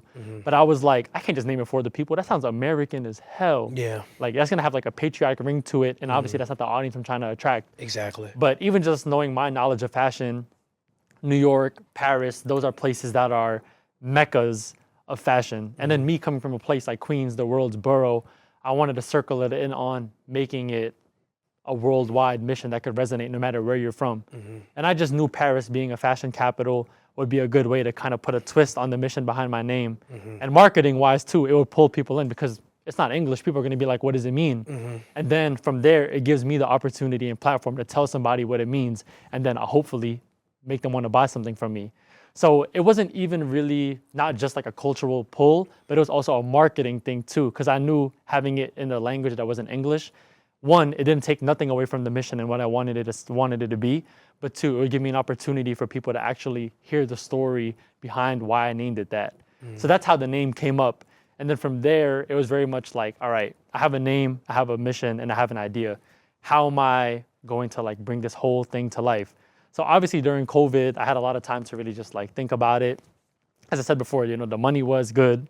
So I didn't know nothing about like overseas manufacturing, that type of stuff. So I was like, where can you make t-shirts? Like some like custom ink. Like people use that for like their like jobs, stuff like that, events. So I was like, let me just go in there. I made a little logo. It just said like PLG with like a globe. And then I just put it on a shirt like right here. Did like 3 different colors of it. I invested some money. I made like, I think 10 of each color. So it was like 30 shirts. I priced them at like $20. I put it on my IG, wrote a little blurb about what it meant. I did the drop. I didn't want to look at my phone. I like shut all the shit off, turned my phone off because I was like, I don't want to see what happens. I'm gonna look at it later. I think it sold out in like 5 minutes. Damn. So when that happened, I was like, okay. But at the time being, it was also just like people I knew because I put it on Instagram. I think when I really knew, I think the moment I knew it really hit was when I started getting orders from people that were in different states. And this was maybe a few months ago, because at the time being, I was still trying to figure out the manufacturing process. I was just doing things at a very budget efficient cost. But it started off as like just something I didn't even think it was gonna work at first, because I was like, shit, I invested all this money into this. I'm gonna be sick if this shit flops. But as a business owner now and an entrepreneur, I learned that like the failure comes as a part of that process. And I'm really glad I was able to kind of see the ups and downs of things in the beginning. Because at first the support was kind of inconsistent. It would be like the same types of people, like family members, close friends, and everybody here and there. So I was kind of like, I even thought about like shelving it for a little bit because I was like, this isn't going the way I want to. But I really stuck it out. And then, I mean, obviously the way it is now, like I'm back doing a pop-up at my old school at a store that sells Canada Gooses and North Faces, and they want my stuff to be sold there. You know what I mean? Like, so it definitely paid off. But it started off as just something where I was like, how could I make my own experience in fashion and what I want fashion to look like for something that people could really enjoy? So that's where like the name and the mission came from. My bad, Dylan. I gotta take that in. Yeah. I just want the listeners to just to understand what you just witnessed and heard and saw. Started off with an idea, slogan, and was very smart about his brand, who he wanted to attract, and was very strategic about, you know, his marketing and his branding before he even invested any money into it. Dylan, would you say that first drop you did, and it was so successful, sold out in 5 minutes, would you say that you probably spent less than $200-300? I think the most I spent on that, I could probably give you the number. I think for 30 shirts on Custom Ink, it was maybe like $210. I sold each shirt for $20. I made like $700. Thank you. Yeah. So y'all, I'm gonna have Dylan give you the best advice that he can as far as for you young entrepreneurs, young creatives, but there's power in planning and dreaming. Yeah. Power in that. Like I said, he said, man, I want to have a brand that's like high fashion but affordable. I know what I wanted to mean. I wanted to stand out, so I'm gonna do something French, and French makes it sound, you know, or excuse me, it is, but French make it sound bougie. You know what I'm saying? We'll go with that word. And then he came up with $210. Y'all, get started. Yeah. If I got more to say right now, is being shot on the camera. It's being shot. Ain't none of this have to come out my pocket. The only thing I pay for is the chips in these cameras. And you sitting here with a man who he tripled his money, instant success with his brand, just based off of having an idea. Y'all, don't let nobody kill y'all dreams. Dylan, thank you for sharing that. Yeah. That's very inspiring. Because so many people get out here, and I think people have a hard time starting. Man, I want to do a fashion brand. Yeah. And you started with a few things, and now look, you got people saying, we love being PLG girls. I never forget when I read that. I'm like, damn, I'm proud of you, my G. You feel me? But but Dylan, so Man, I'm sorry. I don't even. The story was just so. You know what I'm saying? It was just so inspiring. You know, and that's the thing I love about Cuse. I don't know if you contribute this to Cuse. You probably just had the hustler mindset in general. Yeah. But that's the one thing I consider. I mean, that I really appreciate about Cuse. I don't think I would have ever started this if it wasn't for Cuse. Like Cuse, I feel like it puts you in that mindset to be a hustler and do your own thing. Yeah. You know what I mean? Yeah, I feel like, at least for me, going to school like Syracuse, and obviously like, when you first get there, obviously, like, it's a PWI, so you start off as just a statistic that they took in.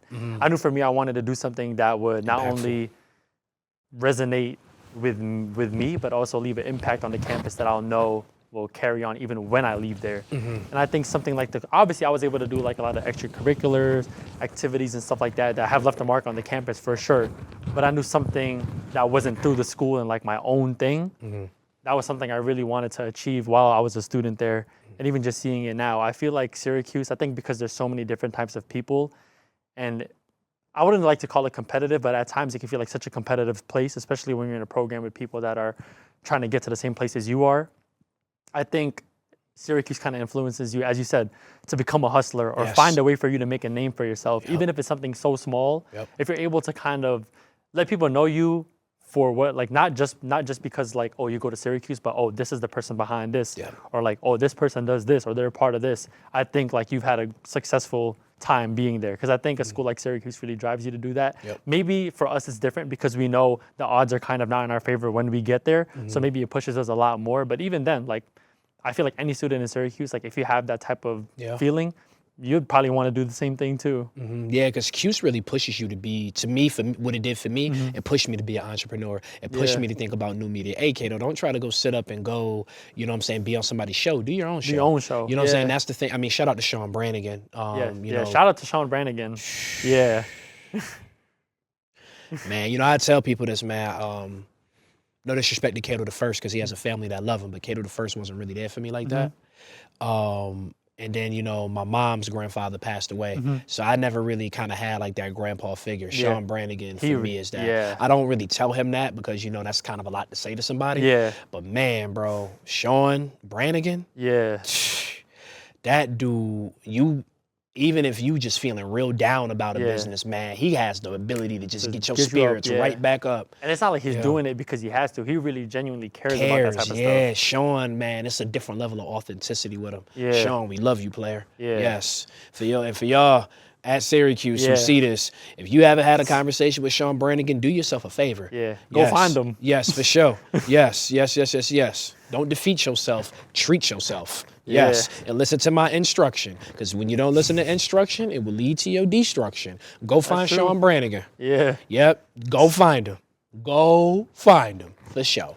But now, just your story, just hearing that is really inspiring, because, you know, like I said, you really started it just with an idea. And just say, you know, and then now, like I said, you at the pop-up shop tomorrow. You know, by the time this come out, it'll be past. But, you know, I'm sure you'll do another one soon. So, you know, we'll have to make sure. But yeah, I mean, it's a beautiful thing just to watch you grow. And like I said, just the quality of your materials and the product and everything. And, you know, if your grind is anything like how this I Got More to Say stuff is, oh God, I know the feeling. Because you know what? It doesn't work if you don't.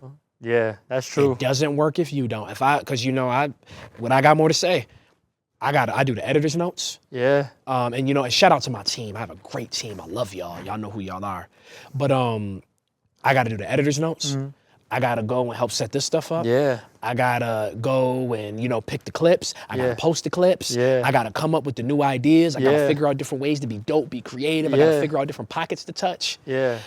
Man. There's a lot of stuff that people don't see. Yeah, I'll tell you the truth. My hairline really left me when I started I Got More to Say. See, but yeah, but you know what? Yep, because what you want to know something, though? I sacrifice it all again. Yep, but I'll tell you the truth. When I came into Syracuse, it was all right.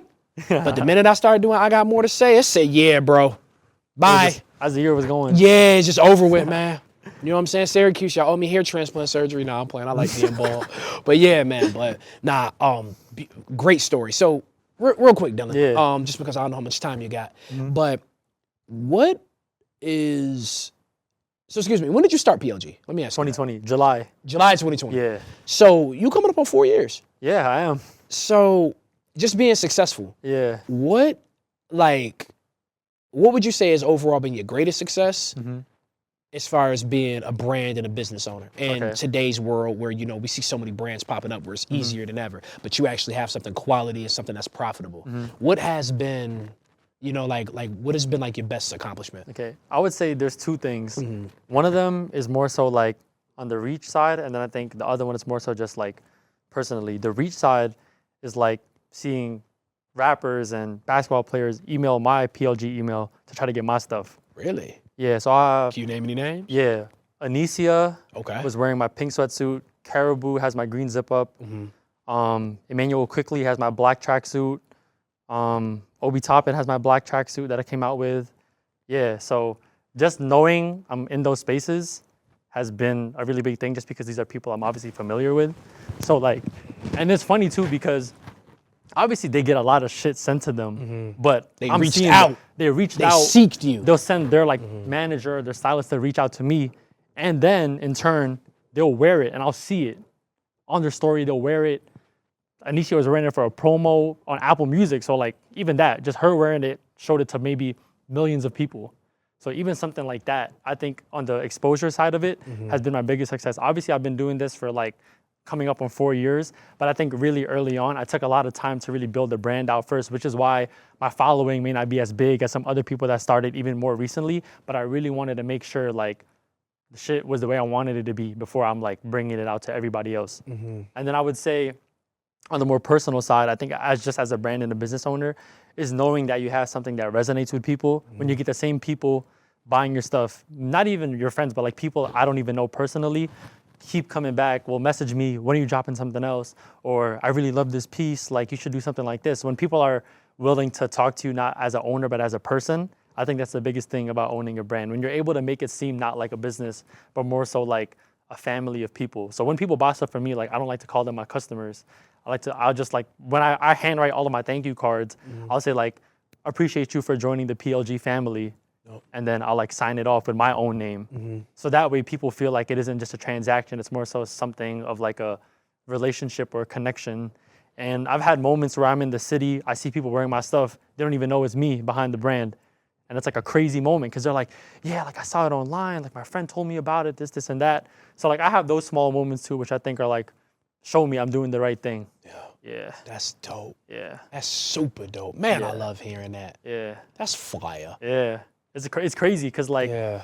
maybe when I started this, I was like, let's see how long this could go for. It doesn't even feel like 4 years. I still feel like I'm at the beginning of it. You know what I mean? Like, I feel like I just dropped my first thing and I can remember like packing all those shirts, which is why I think I take a lot of pride in making everything personable, even when I sign the packages or even when a celebrity will like ask for something, I'll make a pack of stickers that has them with my logo on it. Dope. So that way it's like, okay, like I'm taking this like marketing thing serious. So I find ways and kind of like little opportunities to kind of like create those small personal connections. Like even through Anycia getting the pink sweatsuit, she had given me and my girlfriend Victoria, that's like off camera right now, tickets to go to her show at SOB's. And that was her first headlining show. SOB's is dope. Yeah. So like even things like that, like getting opportunities to know these people beyond their fame too, has been really cool. So I would say those type of experiences are what has kind of showed me my success and things like that. Nah, that's super dope, bro. Man, I'm proud of you. Appreciate it, bro. For sure. And you know the crazy thing is, when I had a conversation with you about this, all this information that y'all are just hearing, I'm just hearing. Like, I don't like using the word humble because humble has a very negative connotation. I know what you mean. But you so, I guess humble's the only word I can think of right now off the top of my head, but you just so, I don't want to say modest. You get what I'm trying to say. Yeah, it's very like, I'm very like mellow. Mellow, thank you. I liked it. You, the camera can't even see it, make sure. Mellow, shout out to Mellow. We love you, player, forever Cuse. But anyways, but yeah, I'm just so happy just to hear that you've had that success and you played this game so smartly. Yeah, I feel like, I think the biggest thing about me is like, obviously like, you know, when people give you your flowers, it's great, but I'm not going to be one of those people that's like, you know, like, I'm not, I guess cocky is the right word, but like, you know what I mean? Because I know there's other people trying to do the same things, and I'm one of those people that's like, I'm very much, obviously, at first, it's like I'm doing what's best for me, but I'm not afraid to be that person to help other people get there too, which I think is like the big thing about the way I go about my business and even just everything I do. Like when it comes to people asking me about outfits or even like, I'm trying to start a brand, like, what do you recommend? Like, I'm always the person that's like, let's have an actual conversation about it so I could try to give you my best advice. And I think that's why a lot of people maybe resonate with me and what I do, just because like, I'm not the person to go out there and just be like, I'm him, or like, you know, I have my moments where I feel like that, of course, but I'm not going to be the person that's out there trying to like outdo everybody, like flamboyantly. Like, I know I want my thing to be the biggest thing in the world, but if I could help other people get there too, then like, why not? Yeah, nah, for sure. And you know, actually, I think that is how me and you connected. I think you DM'd me like, "Hey, Yeah. Cato, bro, the show I looks did. dope." Yeah. I think I did because I had seen a clip of it, and then I was like, "This is fire." And then you had, you know, then we had the conversation on the phone about it, and then that's how this came up. For sure, yeah. But I think, like I said, me and you connected because, you know, you reached out to me. So, you know, I mean, no, most certainly, bro. I mean, it's working for you. Yeah. You know, and I'm, like I said, Obi Toppin Immanuel Quickley, Anycia, I'm super proud of you. Yeah. Dylan, any just advice out there to the young hustlers that, you know, look at you and hear your story and see what you're doing and see how dope your quality and your product is? Yeah. Any advice to them just as far as starting a brand, establishing a brand, and, you know, playing the long game? I mean, having longevity in this for 4 years. I feel like it's obviously cliche, but like, really trust your process, because not everybody's gonna get it the same way. And I know it's really hard, especially now with all these brands popping up on TikTok, on Instagram, like a lot of these copy paste type of brands, which like I understand, like if you want money fast, like do it that way. But if you really want it to be something that you know comes from the heart and is something that's really authentic to you, trust your process. Like even when you're thinking of that idea or thinking of how you want to brand it, it took me a good amount of time to even come up with what I wanted it to be named. And like I've been doing it for 4 years now. I would think the naming process took maybe like a good half a year for me to really be 100% sure this is what I wanted to put out to people. And I think a lot of people get discouraged early on just because like they see other people doing it and they're moving so fast. Or a lot of people are kind of like, I'm scared to invest my money into this. But like, I know it sucks. It's definitely scary to like lose money on things, especially like at our age where money isn't as expendable as it might be down the line. But if you really care about it and you really want it to become a thing in the real world, like stick it out. You know, like stick it out, really, really take your time with it. I think, honestly, I like to put it like this, like there's no deadline on like creativity. You know what I mean?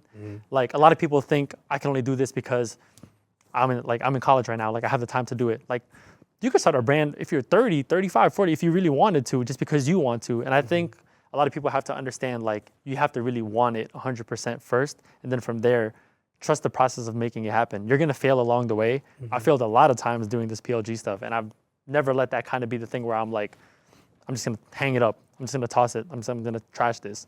So really, really, I wouldn't say enjoy the process, but really go through it. Like whatever emotions you get through it, really trust in it, because at the end of the day, like that light at the end of the tunnel will be there for you and it'll pay off. Like even me now, like going through all those things, I would say the first 2.5 years of PLG sucked, because I was really just trying to figure out a way to really make it hit and really make it stick with people. And then once I finally got that breakthrough feeling, I was like, all the long nights, all the anger, all the sacrifice that I did paid off. But obviously, in hindsight, you're gonna think like, this shit is not worth it at all. So I think really my main piece of advice is stick it through. Like don't let anybody, as you said earlier, don't let nobody shoot it down. Like if you dream it and you really want it, like push it as far as you can. Obviously, there's a time and a place where you'll know it might not be the right thing situationally, but really try your best to make it come to life and just see what happens, because you'll never know if you don't.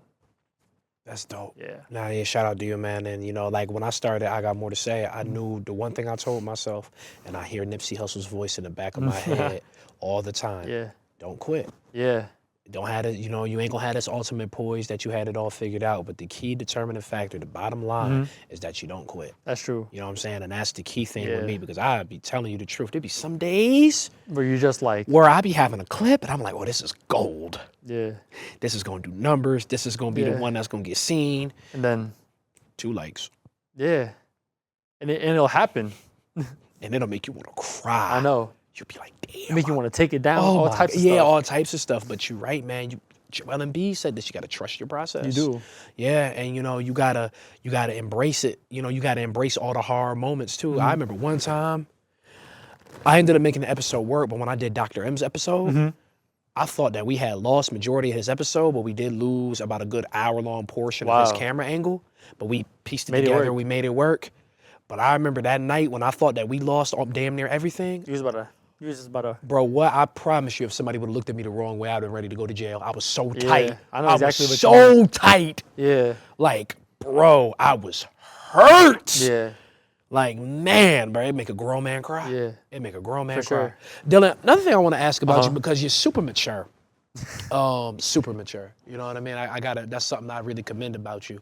And, you know, like I said, you can shut this down if you would like to. But, you know, you got a lady in your life. Yeah. You know what I'm saying? A grown woman. Yeah. I feel like, and this is something I struggle with, so I'm probably really morely asking for my own personal advice. Yeah. But, you know, like me, I struggle when it comes to, you know, dealing with relationships for a lot of reasons. But the number one thing is because I am selfish. Very, very, very, very, very selfish. But I also understand the fact that when I look at a lot of men who are successful, you being another one, they got strong women in their lives. They got somebody there that, you know what I'm saying, that got their back. Yeah. How has that been? What has your experience been like trying to balance being a career man, but also being a hustler and a business owner, but also being, you know what I'm saying, like a good partner? Yeah. Like, is there like a level to that? I mean, I feel like obviously with you just being a lot more busy time-wise, obviously like there's a adjustment period there, especially knowing that we were here at school together, makes things a lot easier. But I feel like for me, it's honestly been great. I'm not gonna lie. I feel like knowing you have somebody behind you that's like rooting for you. Like obviously you have a lot of people in your camp like behind you, but you always know that person's gonna be there for you. I think has really pushed me and even challenged me to my own limits. Like, yeah, because I feel like with her, it's very much like she'll always be the first person I'll send something to, or like, what do you think of this? Or like, what do you think about me marketing this? Or even like on a day-to-day basis, like, what do you think I should do about this? How do you think I should handle this situation? And I would say like I'm somebody that gets anxious super fast, which is a bad problem because my anxiety is bad. We Leos. Yeah, my anxiety. We anxious people. Yeah, my anxiety is crazy. But just knowing you have somebody there that's like, one, I don't think supporting you is big, but I think two, keeping it real with you is another big one. Because I think in a lot of relationships or dynamics like that, it's just really easy to tell somebody yes every time because like you guys are in this romantic commitment. But I think the biggest thing about mine, especially just looking at it from my brand space, she always keeps it very real, is always willing to give me the constructive criticism that I need, not only as a brand owner, but even as a man, you know what I mean? And I think that's what makes it a lot easier to balance is because I know somebody is there holding me accountable. And obviously, you know, I've had my own challenges as a partner, just being, as you said, selfish and kind of just trying to grow up in it as well and be a lot more mature about it.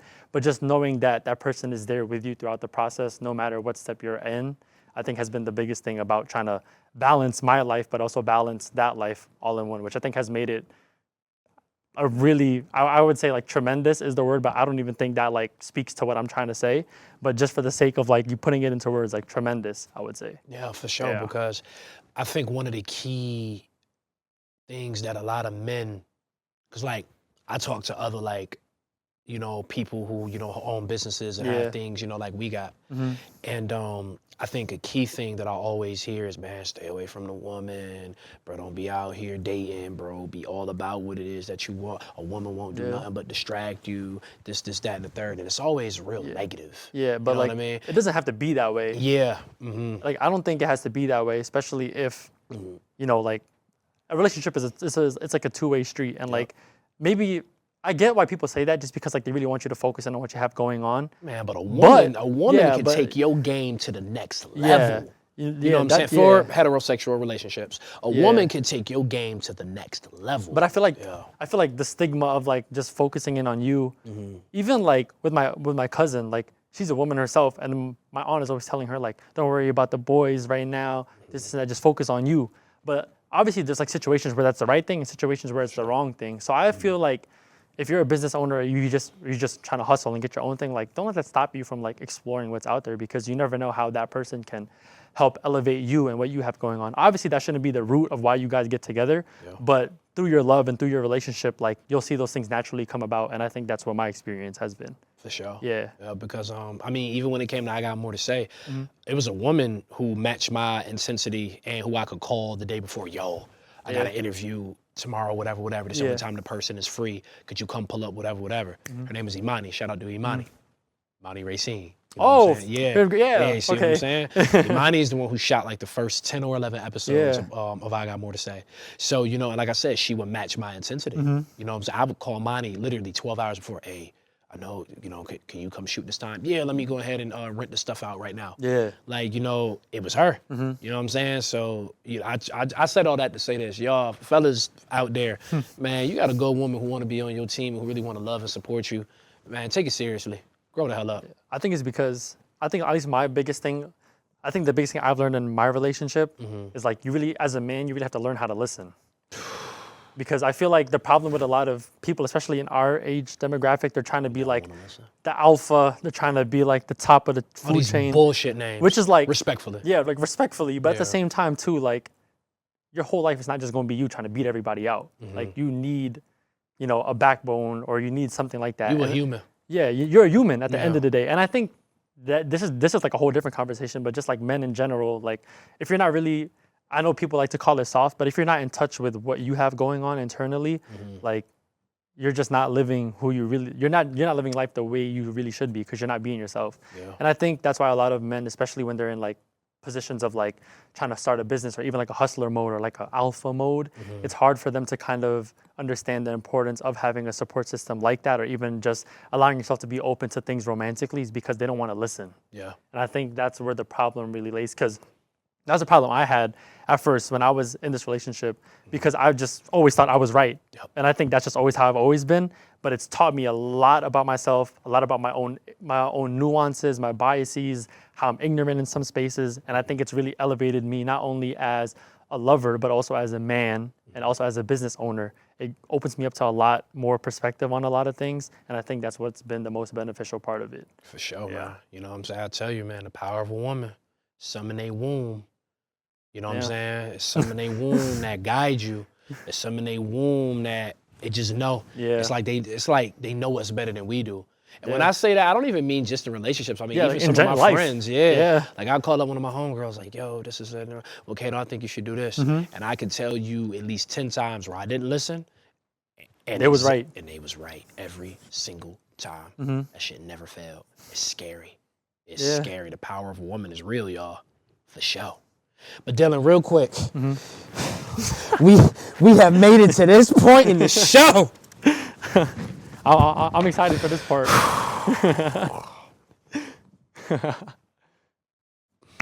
I'm ready.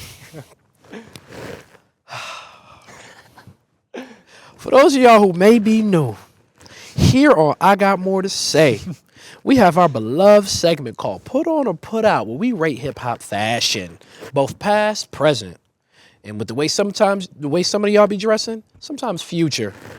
And essentially what I'm going to do is I'm going to show our family member Dylan some of the hottest looks in hip-hop fashion history.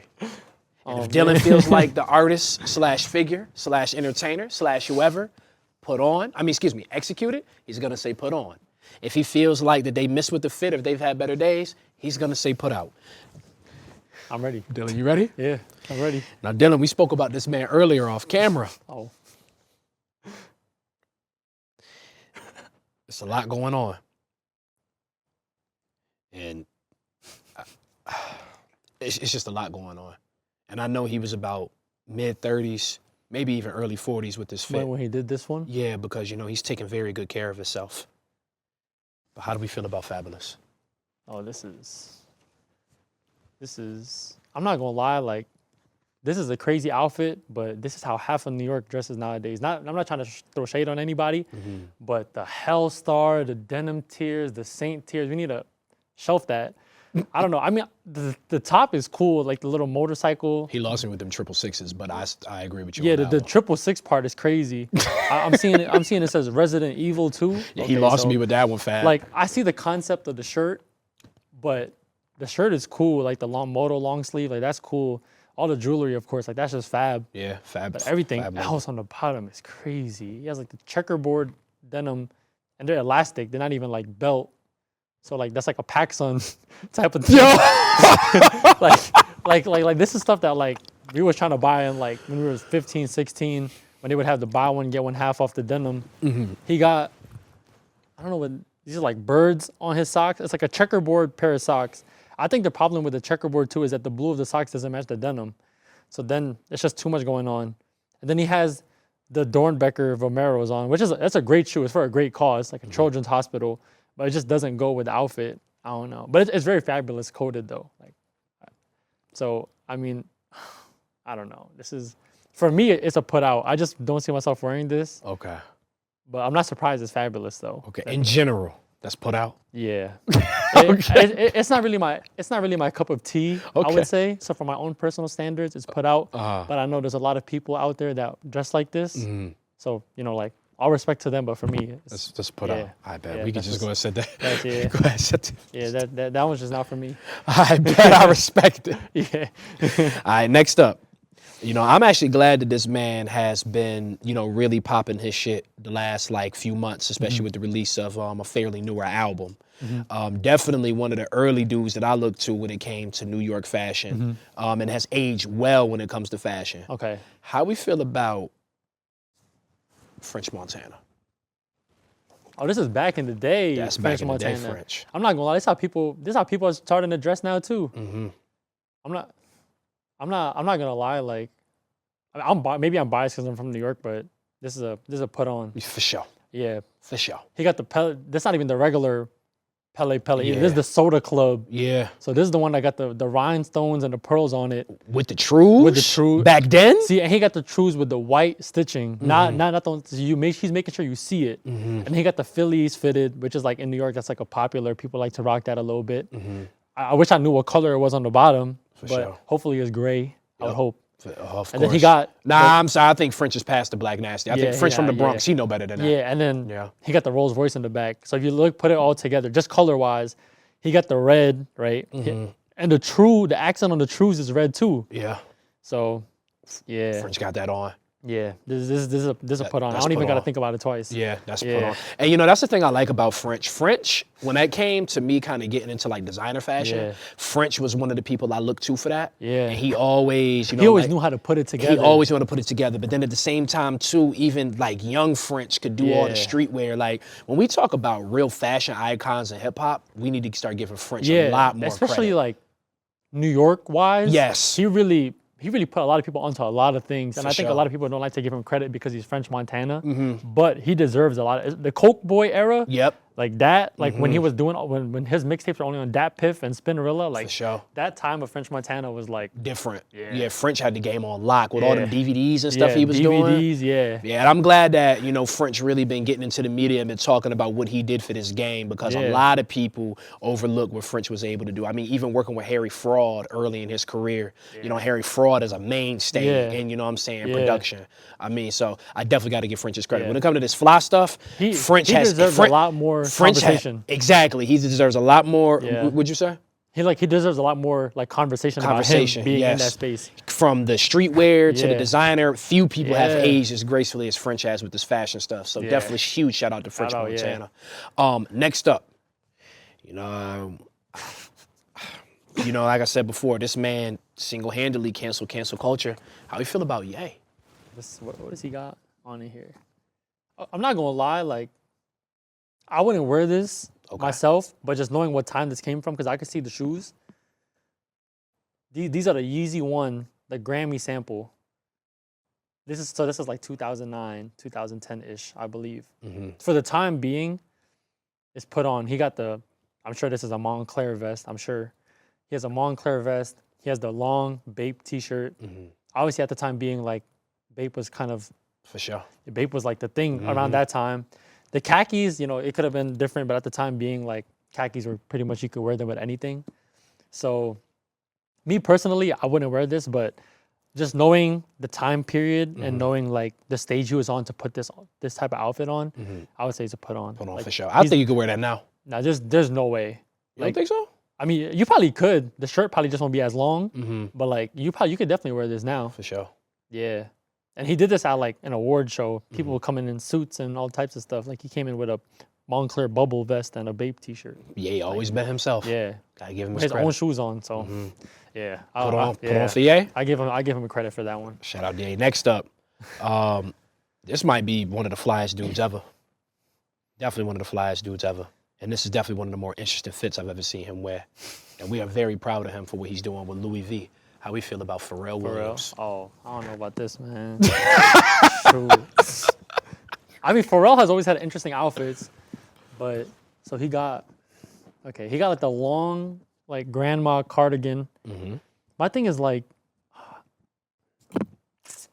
this is during COVID too. Like I don't know. So he has a Chanel like side bag thing, which is like cool because like that's his accessory. I don't know. I think what's throwing me off here is the boots. These are crazy. They look like weather. Time out. Yeah. The boots is throwing you off. You don't see them glasses? I do, but like I saw the boots first because with me I look at shoes first, so I look at the outfit. Okay, I'm sorry. When I see them glasses, now the glasses we're gonna get to the glasses. The glasses are crazy too. Okay, yeah, you lost me for that for a second. But on these, that one, bro. he has like weatherproof cowboy boots on. These are like supposed to be Gore-Tex or something. Like that's crazy. And then he has the pants like tucked into the boots, which like I know people do that, but like these aren't the type of pants you wear with these type of boots. And I think that's also what's making it bad. The cardigan is cool and all because like that's his style. Like he's also very much into the high fashion space, so he's very experimental with it. But I think what's throwing me off about it too is like the color combination of everything is just like crazy. The glasses are wild too. I don't know if those are like supposed to be pearls or some type of like stone, but the glasses weren't it either. He should have just like not worn them. I feel like the hat is cool because Pharrell always keeps a hat on. For sure. Like that's just his staple. But everything else is just like a little all over the place. But the Gore-Tex boots are. I mean I would think they're Gore-Tex because they look like a snow pant material. But I don't know. I mean it was COVID. Maybe he was like just trying to see what was going on. But like nah, this put out. Yeah. Put out for Pharrell? I hate to say it because like I hate to say it. I respect it. I hate to say it, but like this is one of his bad ones. If you would have shown me like him with the Bape and the NERD trucker hat, I would have easily said a put on. Sure. But this one is like that's put out for Pharrell. Crazy, yeah. I bet. Nah, I respect it. I hate to say it because Pharrell is Pharrell, but like that. Yeah, that was bad. I've never seen the outfit before. But now we take it into my home state. Okay. Polarizer fashion figures. Okay. And if there's one thing I could tell you about this photo is that it's bright. Oop, I dropped it by accident. How do we feel about Outkast, Andre 3000, and Big Boy?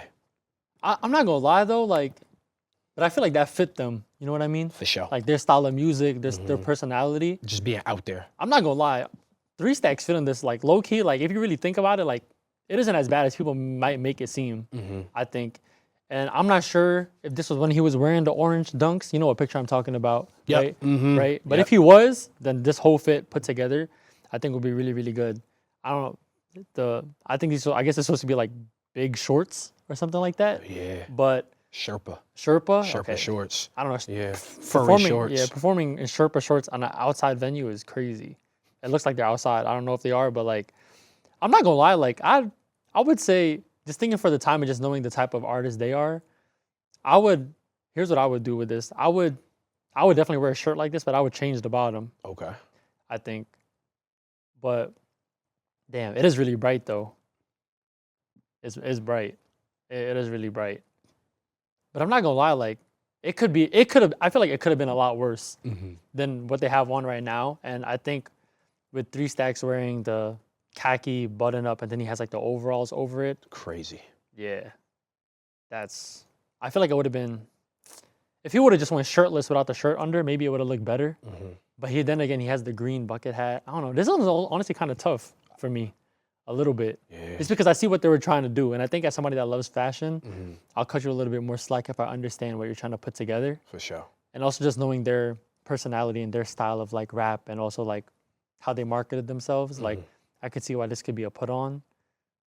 And I'm not gonna lie, like I'm sure I've seen somebody wear this outfit in New York City, like with the same type of shorts. For sure. But I also like how they're wearing sneakers on the bottom. You could barely see it, but especially for the Sherpa shorts, I think it's perfect for the shoes because it cuts off right where the shoes are at. So maybe I'll give them the benefit of the doubt on this one. I'll say put on. Put on. Yeah. Put on for Cass, man. Yeah. Shout out to Cass. Yeah. That's one, too. I'm like, man, them young men is fresh on that stage. Yeah. I got to give it to Yeah. him. All right, next up, matter of fact, you know what I'm saying, our what is it, our off-camera guest, the lovely Miss Victoria. This is kind of like her neck of the woods. At least her family neck of the woods, man. How we feel about Dave East? Oh my God, bro. How we feel about Harlem? Listen, I'm a Dave East fan, but this is crazy. This is like something you see them wearing Power. Not even like Power, the new one, like Raising Canaan. Oh my. Like spinoff. You going there with it, Yeah, bro? I mean, like, don't get me wrong, like Dave East, yeah, I don't know. He got like EMT boots on, which like, you know, like you could wear those, but like if that's not your job, like why are you wearing them as an outfit? Like, don't get me wrong, like EMT boots are fire. Like combat boots are like really tough. For sure. But like you can't be wearing it like this. Like I guess these are like leather joggers with like a drop crotch, which is like crazy. This had to be, I hope this isn't like 2024 Dave East, because this would be wild. And then he has like I'm assuming it's just like a regular black tee, but then he has this like blazer trench coat that's like leather in the middle, and then the sleeves are like a camo. I see what he was trying to do, because he's trying to go for like, and he took a picture outside, like where the grass is at. So he's trying to go for like a woodsy vibe, but this ain't it. I don't know. So is that put on or is that put out? This is put out. Yeah. I've seen better from Dave East too, so this ain't it. This is like Raising Canaan, like if you're with like the Supreme Team type of like type of stuff. Yeah, I'll put out on that one. Put out for Dave East? Yeah. God damn. I hate it because he's from the city, but like that just was not it. Never did you just diabolically break that man fit down like that. that just wasn't it. God damn. That just wasn't it. All right, next up, we headed down to New Orleans. We headed down to the Bayou. We headed down to Catfish and Cadillacs. How we feel about Master P, also known as Percy Miller? See, this is hard though. This fit is crazy. I would wear this. And you know, when we talked about fashion icons, Yeah. Master P is another one. Yeah. The Cartiers with the single gold chains and the gold rollies. Yeah, and the camo. He didn't have to do too much. And the camo suits Yeah. and the jerseys and everything like that. We need to give P a lot more I'm credit not too. gonna lie, like this is a really great. I feel like a lot of things he did with No Limit, like the way they would all come matched out, like that doesn't get spoken enough about a hip hop fashion This fit is culture. crazy too, like a leather camo, and you could tell the camo's not even army too. He had that custom done. He got no shirt under. He got the chain, the No Limit chain. 13s. Yeah, with the playoff 13 on. P went stupid. Yeah, I'm not gonna lie. This is definitely a put on. Like I'd wear this right now if I could. If I could find these pieces, For sure. I'd wear this. In that same exact fitting too. Yeah, the same exact the way it fit, the same exact shoes. Yeah, this is put on. Yeah, For sure. yeah, P got that on lock. Yeah. Shout out Master P. yeah. All right, next up, Big Brooklyn. Okay, What is it? Do or Die? That Star. How we feel about the Notorious one? this is a good one too. This fun fact, my internship last summer at the ad agency, I had to do a pitch for Timberland. I put this picture as the title slide. Fire. Yeah. Can't lose with Yeah. that. Can't So- lose with that. This one's a really good fit. He got the red leather, white tee, baggy jeans, and then the Timbs, of course. With the cane. Yeah, see, for the people that are not from New York, if somebody has a cane, most likely they don't need it to walk. There's something in that cane that a lot of y'all don't know about, and you just better be wary of it. For sure. So, yeah. Especially if you moving funny. Yeah, if you're moving funny, watch out. That's all I'm gonna say. There's no reason a 13-year-old should have a cane. See? Yeah. But this is definitely a put on. This is probably, I would say, in my knowledge of like, my deep knowledge of like hip hop fit, this is probably in my top 10, I would say. It's very simple and it's very New York. You can't go wrong. So it's a put on. Put on for Yeah. big. You wanna know something too about that photo? I saw those exact glasses and that exact jacket in the Hip Hop Hall of Fame, or excuse me, the Rock and Roll Hall of Fame. They had a hip hop section Cleveland. in Cleveland. Yeah. I seen that back in January. That's fire. Yo, Big, and I'm not saying this to be disrespectful whatsoever to Big. Yo, just the sheer size of the man. Yeah. Cause I seen it and it had it like propped up. Okay. And it had gold Versace Medusa head buttons with the Versace shades. Yeah. It was so crazy, like actually seeing it. To see that live. Yeah, and that photo was probably taken almost 30 years ago. Yeah. And the quality of it, you could even just see it through like the glass that they had it in, through like the how crazy it really was. How crazy it really was. And you know, even when we talk about Versace, Big and Pac, you know, they were like two of the first to really be accepted, embraced by like the high fashion community. By the high fashion, man. So shout out to Donatella, shout out to Gianni, shout out to everybody at Versace. But that's true. Big with the Versace shades, with the matching buttons. With the matching buttons. And they made that for him because you gotta remember that designer fashion, they don't make it for people big size. Yeah, of course. Yeah. But yeah, that's crazy. That's a crazy outfit. It was the incredible. Details of it are crazy. I'm gonna send you the photos when I get a chance. Yeah, I got them on one of my drives.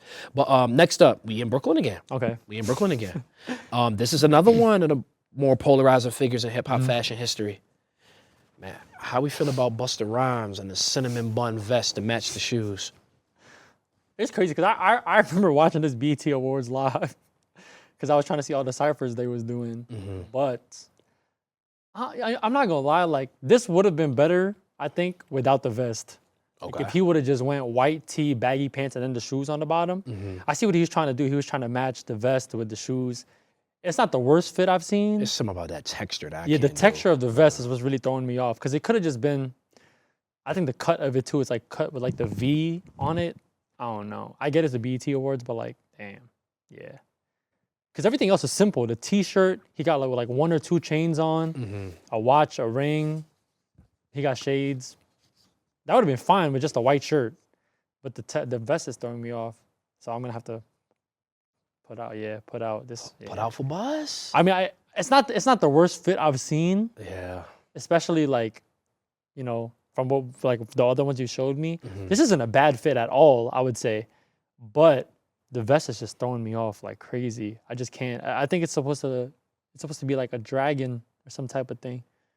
I can't do it. Yeah, I don't know. I just can't. It's not the worst fit, but I just know. But it's put out. Yeah. Respect. All right, last but not least, we headed down to the middle of America.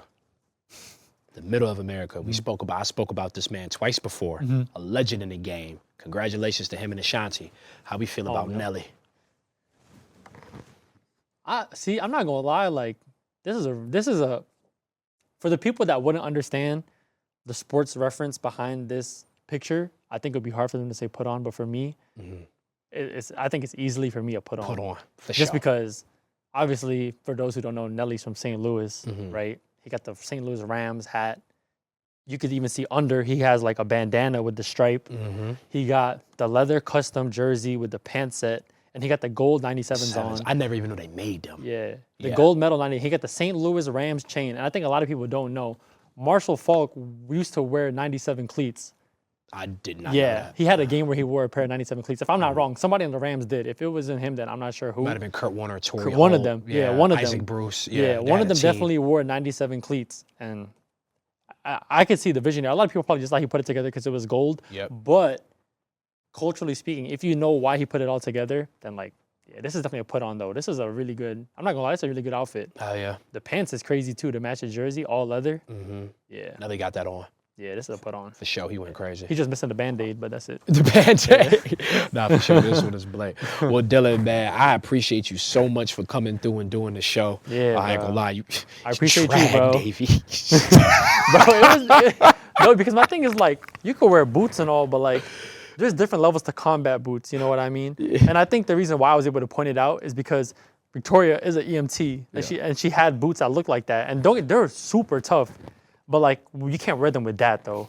You know what I mean? Like if you're gonna try to style combat boots or utility boots, you have to wear like baggier clothes and make it look something like maybe something more like Wu-Tang vibe, like baggy jeans with like the big Carhartt jacket, and then you could put it on. That would have been perfect. For sure. But he had like the drop crotch leather joggers with like the, it was bad. It was like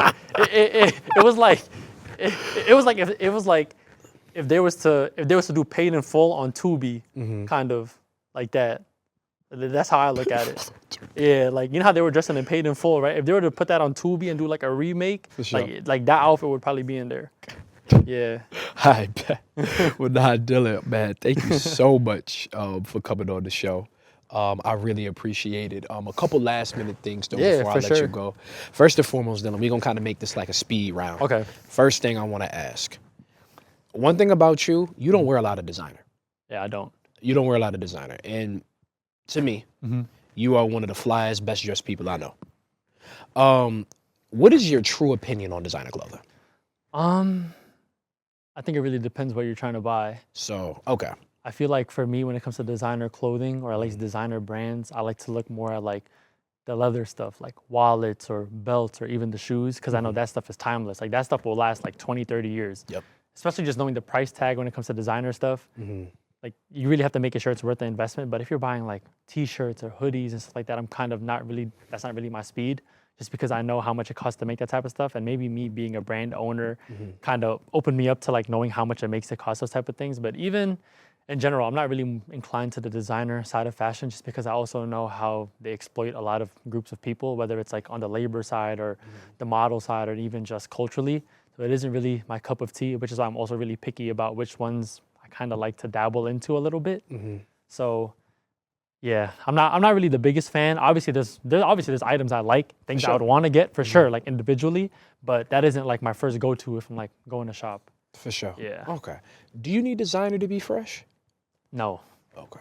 No, you definitely don't. And see, that's where the culture has been tainted a lot within the last, I would probably say like the last like 6 years. Yeah. Because now, maybe actually 8, because now you got so many kids that think that they need designer to be fresh. Fly. Yeah. You know, when we was coming up, 100, 150? Yeah. 200? Yeah. You could make something You happen. get a whole outfit. Yeah, you see what I'm saying? You could get you forces on the feet. Yeah. $60. You can get a nice little You know what I'm saying? sweatsuit or something. Yeah, you know, It'll be good. You see what I'm saying? But now, like I remember like a big thing in Harlem that I read in like just a fashion archive, like Gap sweatsuits was big in Harlem at one point. Yeah. You see what I'm saying? And like even you look at Dapper Dan. Yeah. Dapper Dan I got a just did- collab with Gap. Yeah, Yep. you see what I'm saying? So now it's like, you know, that's the key thing with this designer thing. I think it's cool. For sure. I love that respectfully, the hood dudes do the designer stuff. Yeah. I think that, you know, that definitely gives it, you know, another aspect to it.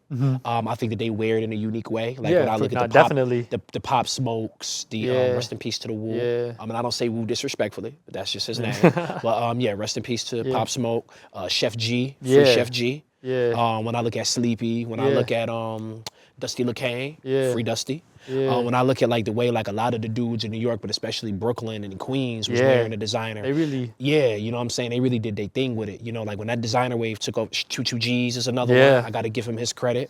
You know, when they really kind of came in with the designer thing and they took it over, you know, I feel like they took it to a new level. They definitely did. They definitely did. For sure. But I think, like I said, the disconnect is now so many kids is out here, you know, doing unspeakable, unthinkable actions. Just to try to get something. To try to get some designer. Like all the scamming, all this stuff. Like I think that we need to rethink, you know, this whole designer wave. So to see somebody such as you, who I've seen a designer once. Actually, I didn't see you on graduation day, but somebody I've only seen wear designer once, and somebody as fly as you are and as successful in fashion as you are, I feel like that's very refreshing, especially for the young G's out there who want to be fly. Yeah, you definitely don't need designer stuff at all. You could.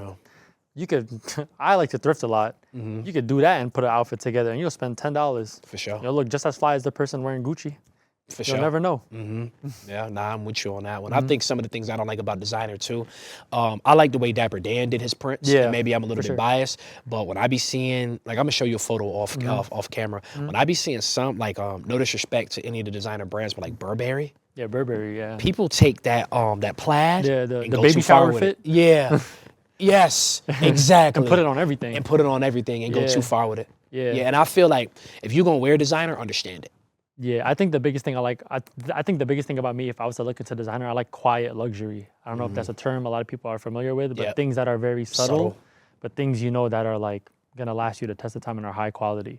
So brands like, at least I don't own it because I just can't afford it, but like brands like Margiela, like that are very subtle, very like minimalistic. Things like Prada, even like their classic top line stuff, like it's very just white and black, just with a little triangle logo. I think that's the stuff I kind of like if I was to really dive into that space. I don't like all of the loud, like I'm wearing Gucci or like I'm wearing Balenciaga type of stuff, because like that stuff is really, I mean, and you could kind of tell they're trying to speak to an audience when they put stuff out like that because they know there's people out there that want to wear it just so people know that's the name they're wearing. But like, it should never be that way. For sure. Yeah, I mean, when it comes to designer, I like Bally. Yeah, that one is good too. I like Bally because number one, like I said, you know, it ain't really. It always is a kind of on the outside looking in with all the other more popular ones. I mean, just even when we listen to Slick Rick threw on the Bally shoes with the fly green socks, you know what I mean? Like just the OGs was wearing Bally's. But another couple quick things though. Yeah, for sure. Second thing, top 5 hip hop fashion influences. Let me hear 5 of them.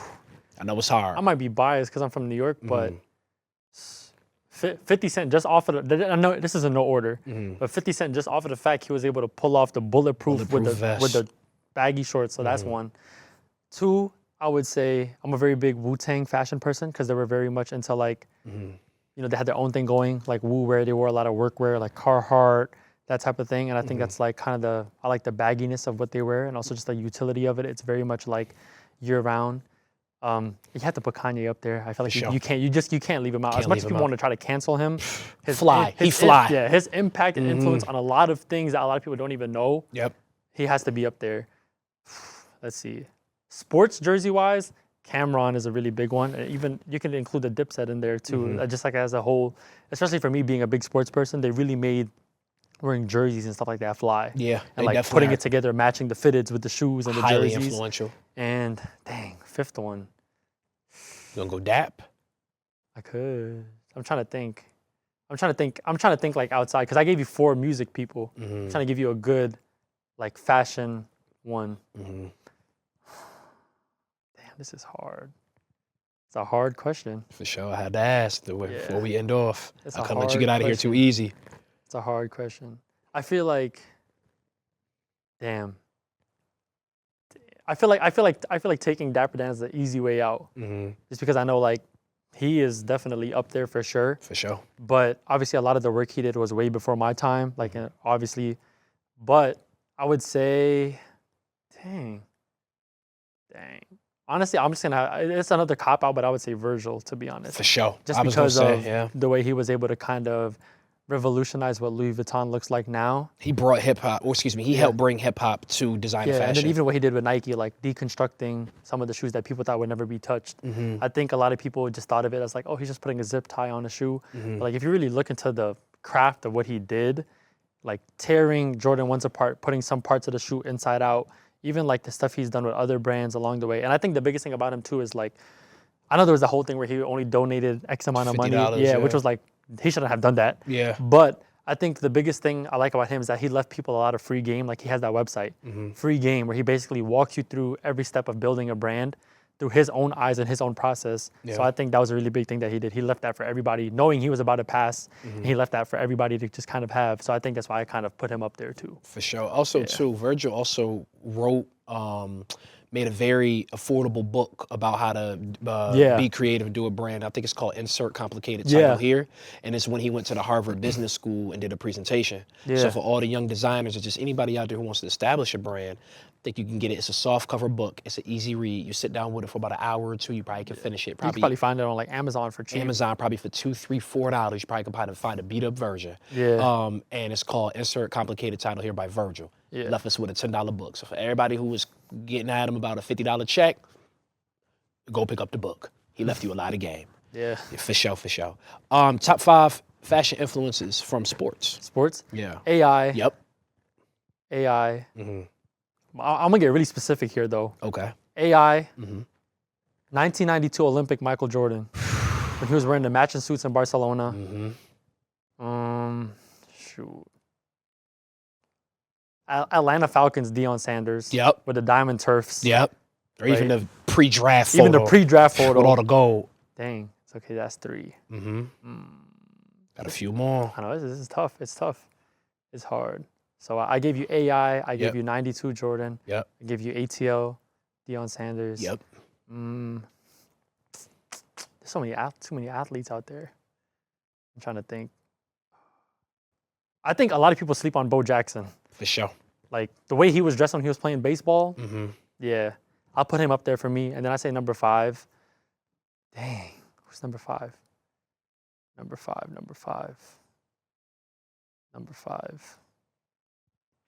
Got a few, bro. We thinking Jalen Rose. We thinking all of the Fab Five. Are we thinking Marbury? I'm gonna go Marbury. Marbury? Especially because he started Starbury with selling shoes for $15. And he was probably the only person I've ever seen do that and pull that off. I remember when they opened Stephen Barry's in the Manhattan Mall, I waited in line with my grandma to meet Stephon Marbury and buy every color of those $15 shoes. So just off of the fact that he was able to do that, and even now, he's still trying to do that with his own stuff. Yeah, he's definitely up there. And even just the way he dressed beforehand when he was like on Team Terror Squad at the Rucker and things like that, he was also very much like, I like to hold him and AI kind of like in that big influential space. Obviously, AI gets a lot more credit, but I think a lot of people discredit Stephon Marbury for what he did. I don't think he gets enough love. Nah, for sure. Yeah. For sure. All right, and now it's 5 boroughs. Best dressed boroughs, 1 to 5. 1 to 5. Yep, I'll leave you alone after this one. I don't really like to consider Manhattan the borough, but It's a borough. but like, Okay, cool. Harlem. yeah, I'll put Harlem at the top. Okay. Just because of everybody that's come through there and everybody. Dudes in Harlem will spend money Yeah. on clothes Yeah. that I just think the average person that doesn't make $1 million would do. Dudes in Harlem Yeah. take fashion to Yeah, a whole Harlem is nother really level. one of those places. And Yes. like, Not to say they don't have it. Yeah, But dudes in Harlem don't care. Yeah. If they want it, they will get it. I would say that's the best dressed part of New York City. Okay, you got. Yeah. Come on, bro, rank Yeah. them. Okay. 2. So Harlem's number 1. Harlem is number 1. Okay. Second. 2. Are we going Queens Get the Money? Or are we going Boogie Down Bronx? Or are we going all the slogans in Brooklyn? I've never. You know what's crazy? I've never actually thought about these rankings before. 2. Shoot. Just 2. I'll go to Bronx 2. Okay. Because they're also really big on like the Pele scene, like that type of stuff, and it's also like the birthplace of hip hop. So all the fashion that's transpired there from the '70s all the way to now, it's a big part of it. And I like how Uptown Manhattan and the Bronx are also relatively close geographically, so a lot of the things just kind of interchange. Now, so I have what? Staten Island's 5. That's the easy one. Staten Island is 5, because like Staten Island is 5th, because besides like. I hate like Staten Island is 5 just because like I haven't seen anybody dressed from there since like the Wu-Tang days. I don't know who's coming out Staten Island like right now. For sure. So I'll just put them there. Okay. 4, dang, Queens and Brooklyn. We going with. I feel like I have to put Brooklyn at 3. Really? That's real. That is real. I respect that. I have to put Brooklyn at 3 just because of like, yeah, Brooklyn's at 3. I hate to put Queens at 4. Like, because that's where I'm from, but that's just real. Because, like, I mean, obviously, like, back in the day, we had all, like, the Havocs, the Prodigies, the Nas's, like, 50 Cent, like, and even the way people, like, on the streets were dressing, like, Supreme Team and all that stuff. But now it's... Brooklyn got Big Daddy Kane, Jay, Big. yeah, see? Yeah. And then even now, they have, like, all the drill, Pop, the drill side of things. So Brooklyn definitely had better longevity with the fashion. Yeah, I would say like that's just my ranking, personal preference. But if you had to tell me who's really killing it now, like Brooklyn got it. They've had it for like a while.